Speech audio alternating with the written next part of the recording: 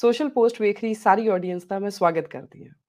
ਪੰਜਾਬ ਦੇ ਵਿੱਚ ਜਿਹੜੀਆਂ ਫਲਕਚੁਏਸ਼ਨਸ ਹੋ ਰਹੀਆਂ ਨੇ ਔਰ ਪੰਜਾਬ ਦੋ ਐਕਸਟ੍ਰੀਮਸ ਦੇ ਵਿੱਚ, ਦੋ ਐਕਸਟ੍ਰੀਮ ਪੋਲਸ ਦੇ ਉੱਤੇ ਘੁੰਮਦਾ ਹੀ ਹਮੇਸ਼ਾ ਨਜ਼ਰ ਆਉਂਦਾ ਹੈ। ਜਾਂ ਤਾਂ ਬਹੁਤ ਸ਼ਾਂਤ ਜਾਂ ਫਿਰ ਰਿਲੈਂਟਲੈਸਲੀ ਇੱਕ ਜੁਝਾਰੂ ਪਿਕਚਰ ਜਿਹੜੀ ਆਪਣੀ ਸਾਡੇ ਸਾਹਮਣੇ ਰੱਖਦਾ ਹੈ। ਕਦੀ ਬਹੁਤ ਸ਼ਾਂਤ ਸਮੁੰਦਰ ਵਰਗਾ ਹੁੰਦਾ ਹੈ, ਕਦੀ ਅਣਖ ਦਾ ਜਿਹੜਾ ਹੜ੍ਹ ਹੁੰਦਾ ਆ ਉਹ ਬੇਅੰਤਾਂ ਦੇ ਉੱਤੇ ਵਗਦਾ ਹੁੰਦਾ ਹੈ।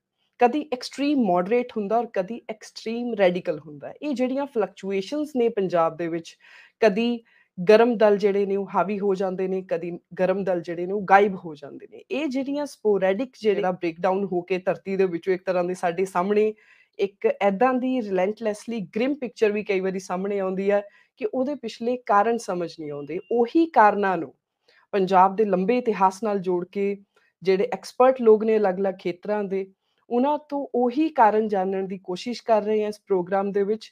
ਔਰ ਅੱਜ ਦੇ ਪ੍ਰੋਗਰਾਮ 'ਚ ਇਹੀ ਕਾਰਨ ਜਾਣਨ ਲਈ ਮੇਰੇ ਨਾਲ ਇੱਕ ਖਾਸ ਮਹਿਮਾਨ ਨੇ, ਜਿਨ੍ਹਾਂ ਦਾ ਨਾਮ ਹੈ ਡਾਕਟਰ ਜਗਰੂਪ ਸਿੰਘ ਸੇਖੋਂ, ਗੁਰੂ ਨਾਨਕ ਦੇਵ ਯੂਨੀਵਰਸਿਟੀ ਅੰਮ੍ਰਿਤਸਰ ਤੋਂ। ਬਹੁਤ ਵੱਡੇ ਪੱਧਰ ਤੇ ਉਹਨਾਂ ਦਾ ਕੰਮ ਜਿਹੜਾ ਆ ਪੰਜਾਬ ਦੇ ਵਿੱਚ ਪੋਲਿਟਿਕਸ ਦੇ ਨਾਲ, ਸੋਸ਼ਲ ਸਟੱਡੀਜ਼ ਦੇ ਨਾਲ, ਸੋਸ਼ਲ ਐਂਡ ਪੋਲੀਟੀਕਲ ਮੂਵਮੈਂਟਸ ਦੇ ਨਾਲ ਔਰ ਇਲੈਕਸ਼ਨ ਸਟੱਡੀਜ਼ ਦੇ ਨਾਲ ਜੁੜਿਆ ਹੋਇਆ ਸਾਡੇ ਸਾਹਮਣੇ ਮੌਜੂਦ ਹੈ। ਮੈਂ ਸਭ ਤੋਂ ਪਹਿਲਾਂ ਸ਼ਾਮਿਲ ਕਰਦੀ ਹਾਂ ਸੇਖੋਂ ਸਰ ਤੁਹਾਨੂੰ। ਤੁਹਾਡਾ ਬਹੁਤ-ਬਹੁਤ ਧੰਨਵਾਦ ਸਰ, ਤੁਸੀਂ ਸਾਨੂੰ ਜੁਆਇਨ ਕੀਤਾ। ਸ਼ੁਕਰੀਆ ਜੀ ਸਰ। ਮੈਂ ਪਹਿਲਾ ਸਵਾਲ ਤੁਹਾਡੇ ਨਾਲ ਬੜਾ ਕਲੀਅਰ ਇਹੀ ਲੈ ਕੇ ਆਵਾਂਗੀ ਕਿ ਅੱਜ ਤੱਕ ਦੇ ਐਕਸਪੀਰੀਅੰਸ ਦੇ ਵਿੱਚ ਤੁਸੀਂ ਪੰਜਾਬ ਦੇ ਵਿੱਚ ਇਹ ਜਿਹੜਾ ਦੋ ਐਕਸਟ੍ਰੀਮਸ ਦੇ ਵਿੱਚ ਘੁੰਮਣਾ, ਇੱਕਦਮ ਹੀ ਪਿਕਚਰ ਬਦਲ ਜਾਂਦੀ ਆ ਪੰਜਾਬ ਦੀ। ਕਦੇ ਕੁਛ ਹੁੰਦਾ ਹੈ, ਕਦੀ ਬਹੁਤ ਸ਼ਾਂਤ ਹੁੰਦਾ ਹੈ ਔਰ ਕਦੀ ਇੱਕ ਉਹ ਅਣਖ ਦਾ ਹੜ੍ਹ ਸਾਡੇ ਸਾਹਮਣੇ ਨਜ਼ਰ ਆਉਂਦਾ। ਇੱਕ ਬੇਹੱਦ ਜੁਝਾਰੂਪਨ ਜਿਹੜਾ ਉਹ ਸੜਕਾਂ ਦੇ ਉੱਤੇ ਤਲਵਾਰਾਂ ਲੈ ਕੇ, ਇੱਕ ਬਹੁਤ ਹੀ ਗਰਮ ਖਿਆਲ ਜਿਹੜੇ ਸਾਡੇ ਸਾਹਮਣੇ ਆ ਜਾਂਦੇ ਨੇ। ਤਸਵੀਰ ਬਦਲ ਜਾਂਦੀ ਆ ਮਿੰਟਾਂ 'ਚ ਹੀ। ਇਹਦਾ ਕਾਰਨ ਕੀ ਆ ਪਿੱਛੇ ਦਾ? ਮੈਨੂੰ ਜੀ ਲੱਗਦਾ ਇਹ ਆ ਕਿ ਜਦੋਂ ਆਪਾਂ ਪੰਜਾਬ ਨੂੰ ਪੰਜਾਬ ਦੇ ਤੌਰ ਤੇ ਦੇਖਦੇ ਹਾਂ, ਚਾਹੇ ਉਹ 19ਵੀਂ ਸਦੀ ਦਾ ਪੰਜਾਬ ਸੀਗਾ, 18ਵੀਂ ਸਦੀ ਦਾ ਪੰਜਾਬ ਸੀਗਾ, ਜਾਂ 20ਵੀਂ ਸਦੀ ਦਾ ਪੰਜਾਬ ਹੋਇਆ, ਜਾਂ 21ਵੀਂ ਸਦੀ ਦਾ ਪੰਜਾਬ ਹੋਇਆ, ਕਿਉਂਕਿ ਹੋ ਸਕਦਾ ਇਸ ਕਰਕੇ ਜਿਹੜੀ ਜੋਗ੍ਰਾਫੀਕਲ ਲੋਕੇਸ਼ਨ ਇਸ ਤਰੀਕੇ ਦੀ ਬਣੀ ਹੈ ਕਿ ਉਹਦੇ ਨਾਲ, ਕਿਉਂਕਿ ਜਿਹੜੀ ਸਾਡੀ ਜੋਗ੍ਰਾਫੀਕਲ ਲੋਕੇਸ਼ਨ ਹੈਗੀ ਆ ਉਹ ਬਹੁਤ ਡਿਟਰਮਿਨ ਕਰਦੀ ਆ ਮਨੁੱਖੀ ਜਿਹੜਾ ਸੁਭਾਅ ਹੈਗਾ, ਮਨੁੱਖੀ ਬਿਹੇਵੀਅਰ ਨੂੰ।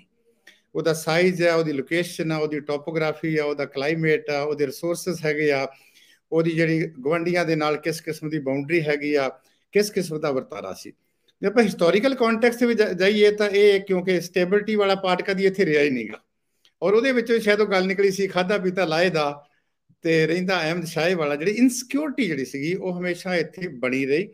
ਪਹਿਲੋਂ ਇਸ ਕਰਕੇ ਸੀਗੀ ਕਿ ਜਿੰਨਾ ਵੀ ਬਾਹਰੋਂ ਲੋਕ ਆਉਂਦੇ ਸੀਗੇ ਉਹ ਇਹਦੇ ਰਸਤੇ ਥਾਣੀ ਹੋ ਕੇ ਆਉਂਦੇ ਸੀਗੇ। ਇਹ ਉਹਨਾਂ ਨੂੰ ਅਟਰੈਕਟ ਕਰਦੀ ਸੀਗੀ ਕਿਉਂਕਿ ਫਰਟਾਈਲ ਲੈਂਡ ਸੀਗੀ, ਐਗਰੀਕਲਚਰ ਮੇਨ ਸਾਧਨ ਹੁੰਦਾ ਸੀਗਾ। ਤਾਂ ਪਰ ਇਹ ਜਿਹੜੀ ਸਮੱਸਿਆ ਜਿਹੜੀ ਸੀਗੀ ਇਹ ਬਾਅਦ ਤੱਕ ਵੀ ਚੱਲਦੀ ਰਹੀ।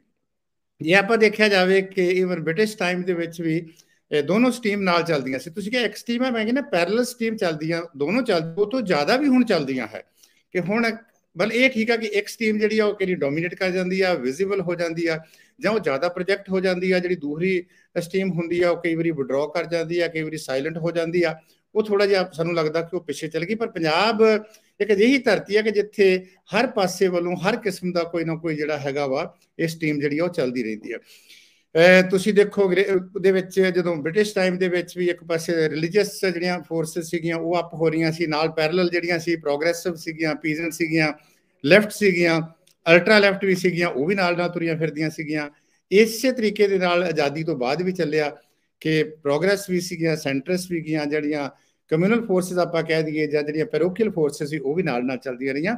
ਹੁੰਦਾ ਇਹ ਆ ਕਿ ਕਿਸੇ ਪੁਆਇੰਟ ਤੇ ਜਾ ਕੇ ਕੋਈ ਟਰਨਿੰਗ ਪੁਆਇੰਟ ਬਣਦਾ ਵਾ ਜਿੱਥੇ ਇੱਕ ਫੋਰਸ ਜਿਹੜੀ ਆ ਉਹ ਜ਼ਿਆਦਾ ਡੋਮੀਨੇਟ ਕਰ ਦਿੰਦੀ ਆ, ਚਾਹੇ ਉਹ ਮੋਡਰੇਟ ਹੋਵੇ ਜਾਂ ਜਿਹੜੀ ਤੁਸੀਂ ਗੱਲ ਕੀਤੀ ਆ ਉਹ ਐਕਸਟ੍ਰੀਮ ਵਾਲਾ ਪਾਸਾ ਹੋਵੇ, ਉਹ ਐਕਸਟ੍ਰੀਮ ਰਾਈਟ ਹੋਵੇ, ਉਹ ਐਕਸਟ੍ਰੀਮ ਲੈਫਟ ਵੀ ਹੋਵੇ। ਕਿ ਇਸ ਸਮੇਂ ਦੇ ਵਿੱਚ ਪੰਜਾਬ ਦੇ ਵਿੱਚ ਐਕਸਟ੍ਰੀਮ ਲੈਫਟ ਵੀ ਜਿਹੜੀ ਸੀਗੀ ਉਹ ਬਹੁਤ ਜ਼ਿਆਦਾ ਡੋਮੀਨੇਟ ਹੋਈ ਸੀਗੀ। ਤਾਂ ਇਸ ਕਰਕੇ ਇਹ ਜਿਹੜਾ ਹੁਣ ਵੀ ਦੇਖਿਆ ਜਾਵੇ ਕਿ ਜਿਹੜਾ ਪੰਜਾਬ ਦਾ ਜਦੋਂ ਅਸੀਂ ਆਲਾ ਦੁਆਲਾ ਦੇਖਦੇ ਹਾਂ ਕਿ ਹਵਾ 'ਚੋਂ ਕੋਈ ਚੀਜ਼ ਵਾਪਰਦੀ ਨਹੀਂ ਹੈ, ਕੋਈ ਚੀਜ਼ ਵੈਕਿਊਮ 'ਚੋਂ ਨਹੀਂ ਨਿਕਲਦੀ। ਉਹ ਜਿਹੜੀਆਂ ਸਾਡੀਆਂ ਜਿਹੜੀਆਂ ਉੱਥੇ ਸੋਸ਼ਲ ਕੰਡੀਸ਼ਨਸ ਹੈਗੀਆਂ, ਸਾਡੀਆਂ ਇਕਨੋਮਿਕ ਕੰਡੀਸ਼ਨਸ ਹੈਗੀਆਂ, ਜਿਹੜੀਆਂ ਸਾਡੀਆਂ ਪੋਲੀਟੀਕਲ ਕੰਡੀਸ਼ਨਸ ਹੈਗੀਆਂ, ਜਿਹੜੀ ਸਾਡੀ ਲੈਗੇਸੀ ਹੈਗੀ ਆ, ਜਿਹੜਾ ਸਾਡਾ ਕਲਚਰ ਆ, ਜਾਂ ਇਹ ਕਹਿ ਦਈਏ ਕਿ ਜਿਹੜੀ ਸਾਡੀ ਜੈਨੇਟਿਕਸ ਜਿਹੜੀ ਸਾਡੀ ਹੈਗੀ ਆ, ਸਾਰਾ ਕੁਝ ਹੈਗਾ, ਇਹ ਉਹਦੇ ਵਿੱਚੋਂ ਇਵੋਲਵ ਹੁੰਦੀਆਂ ਰਹਿੰਦੀਆਂ, ਇਸ ਫਾਰਮ ਦੇ ਵਿੱਚ ਜਾਂ ਉਸ ਫਾਰਮ ਦੇ ਵਿੱਚ।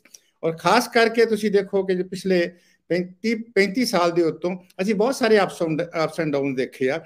ਔਰ ਉਹ ਅਪਸ ਐਂਡ ਡਾਊਨਸ ਦੇ ਵਿੱਚ ਇੱਕ ਮੇਨ ਸਟ੍ਰੀਮ ਜਿਹੜੀ ਹੈਗੀ ਆ, ਜਿਹੜੀ ਮੇਨ ਸਟ੍ਰੀਮ ਜਿਹੜੀ ਆਪਣੀ ਕੋਈ ਜਿਹੜੀ ਵਿਚਾਰਧਾਰਾ ਵਾ ਉਹ ਡੋਮੀਨੇਟ ਕਰ ਜਾਂਦੀ ਆ, ਦੂਸਰੀ ਮੇਨ ਸਟ੍ਰੀਮ ਪਿੱਛੇ ਹੋ ਜਾਂਦੀ ਹੈ।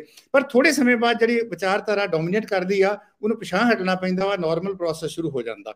ਤੋ ਇਹ ਜਾਂ ਤਾਂ ਸਾਡੀ ਤਕਦੀਰ ਦੇ ਵਿੱਚ ਹੈਗਾ ਵਾ, ਜਾਂ ਸਾਡਾ ਸੁਭਾਅ ਇਸ ਕਿਸਮ ਦਾ ਬਣ ਚੁੱਕਾ ਵਾ, ਜਾਂ ਸਾਡੀ ਉਸ ਕਿਸਮ ਦੀ ਸਟੇਬਲ, ਮੈਂ ਇਹ ਤਾਂ ਨਹੀਂ ਕਹੂੰਗਾ ਵੀ ਸੋਚ ਨਹੀਂ ਬਣੀ, ਉਹਨਾਂ ਰੀਜ਼ਨ ਨਹੀਂ ਬਣਿਆ, ਰੈਸ਼ਨੈਲਿਟੀ ਨਹੀਂ ਬਣੀ, ਲੌਜਿਕ ਨਹੀਂ ਬਣਿਆ, ਜਾਂ ਇਹਦੇ ਵਿੱਚ ਇਹ ਸੀਗਾ ਕਿ ਜਿਸ ਕਿਸਮ ਦਾ ਵਰਤਾਰਾ ਹੋ ਰਿਹਾ, ਚਾਹੇ ਉਹ ਧਾਰਮਿਕ ਤੌਰ ਦੇ ਉੱਤੇ, ਚਾਹੇ ਰਾਜਨੀਤਿਕ ਤੌਰ ਦੇ ਉੱਤੇ, ਚਾਹੇ ਸਾਡੇ ਆਰਥਿਕ ਤੌਰ ਦੇ ਉੱਤੇ ਜਾਂ ਸਮਾਜਿਕ ਤੌਰ ਦੇ ਉੱਤੇ, ਉਹ ਦੇ ਵਿੱਚੋਂ ਇਸ ਕਿਸਮ ਦੀਆਂ ਘਟਨਾਵਾਂ ਵਾਪਰਨੀਆਂ ਇਹ ਮੈਨੂੰ ਲੱਗਦਾ ਵੀ ਕਾਫੀ ਸੁਭਾਵਿਕ ਹੋ ਗਈਆਂ, ਪਹਿਲਾਂ ਵੀ ਸੀਗੀਆਂ।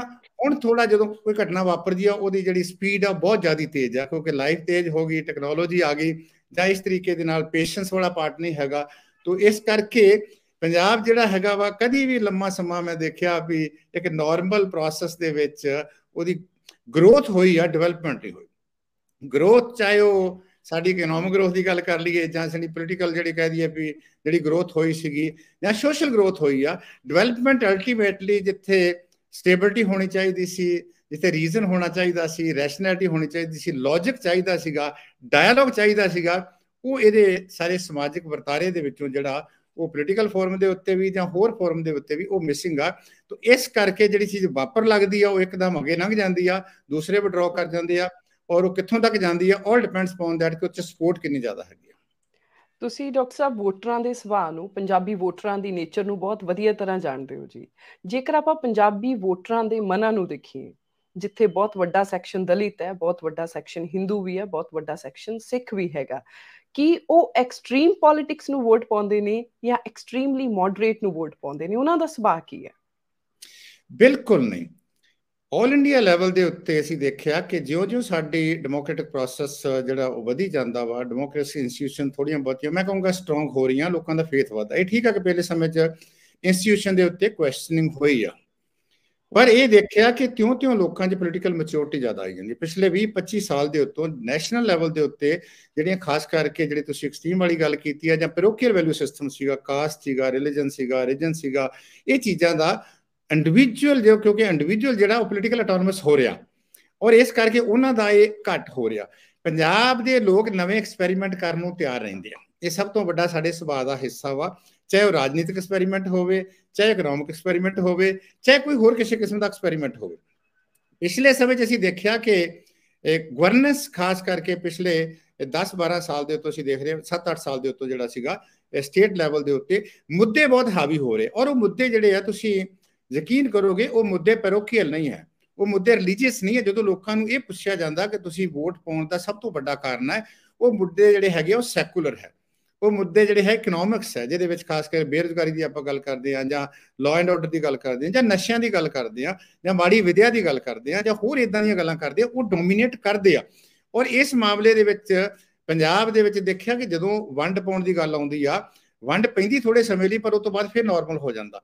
ਹਿੰਦੂ ਸਿੱਖ ਵਾਲੀ ਜਿਹੜੀ ਗੱਲ ਹੈਗੀ ਆ, ਇਹ ਮੈਂ ਨਹੀਂ ਕਹਿੰਦਾ ਵੀ ਇਹਦਾ ਕੋਈ ਰੋਲ ਨਹੀਂ ਹੈਗਾ, ਪਰ ਇਹ ਇੰਨਾ ਇਨਗ੍ਰੇਨਡ ਨਹੀਂ ਹੈ ਉਹ ਜਿਹੜੀ ਡਿਵੀਜ਼ਨ ਹੈਗੀ ਆ। ਜਾਂ ਇਨ ਕੇਸ ਆਫ ਦਲਿਤ ਤੁਸੀਂ ਦੇਖੋ ਕਿ ਦਲਿਤ ਭਾਈਚਾਰੇ ਦਾ ਚੀਫ ਮਿਨਿਸਟਰ ਸੀਗਾ, ਪਰ ਉਹਦੀਆਂ ਸਭ ਤੋਂ ਜ਼ਿਆਦੀਆਂ ਵੋਟਾਂ ਜਿਹੜੀਆਂ ਸੀ ਉਹ ਆਮ ਆਦਮੀ ਪਾਰਟੀ ਨੂੰ ਪੈ ਗਈਆਂ।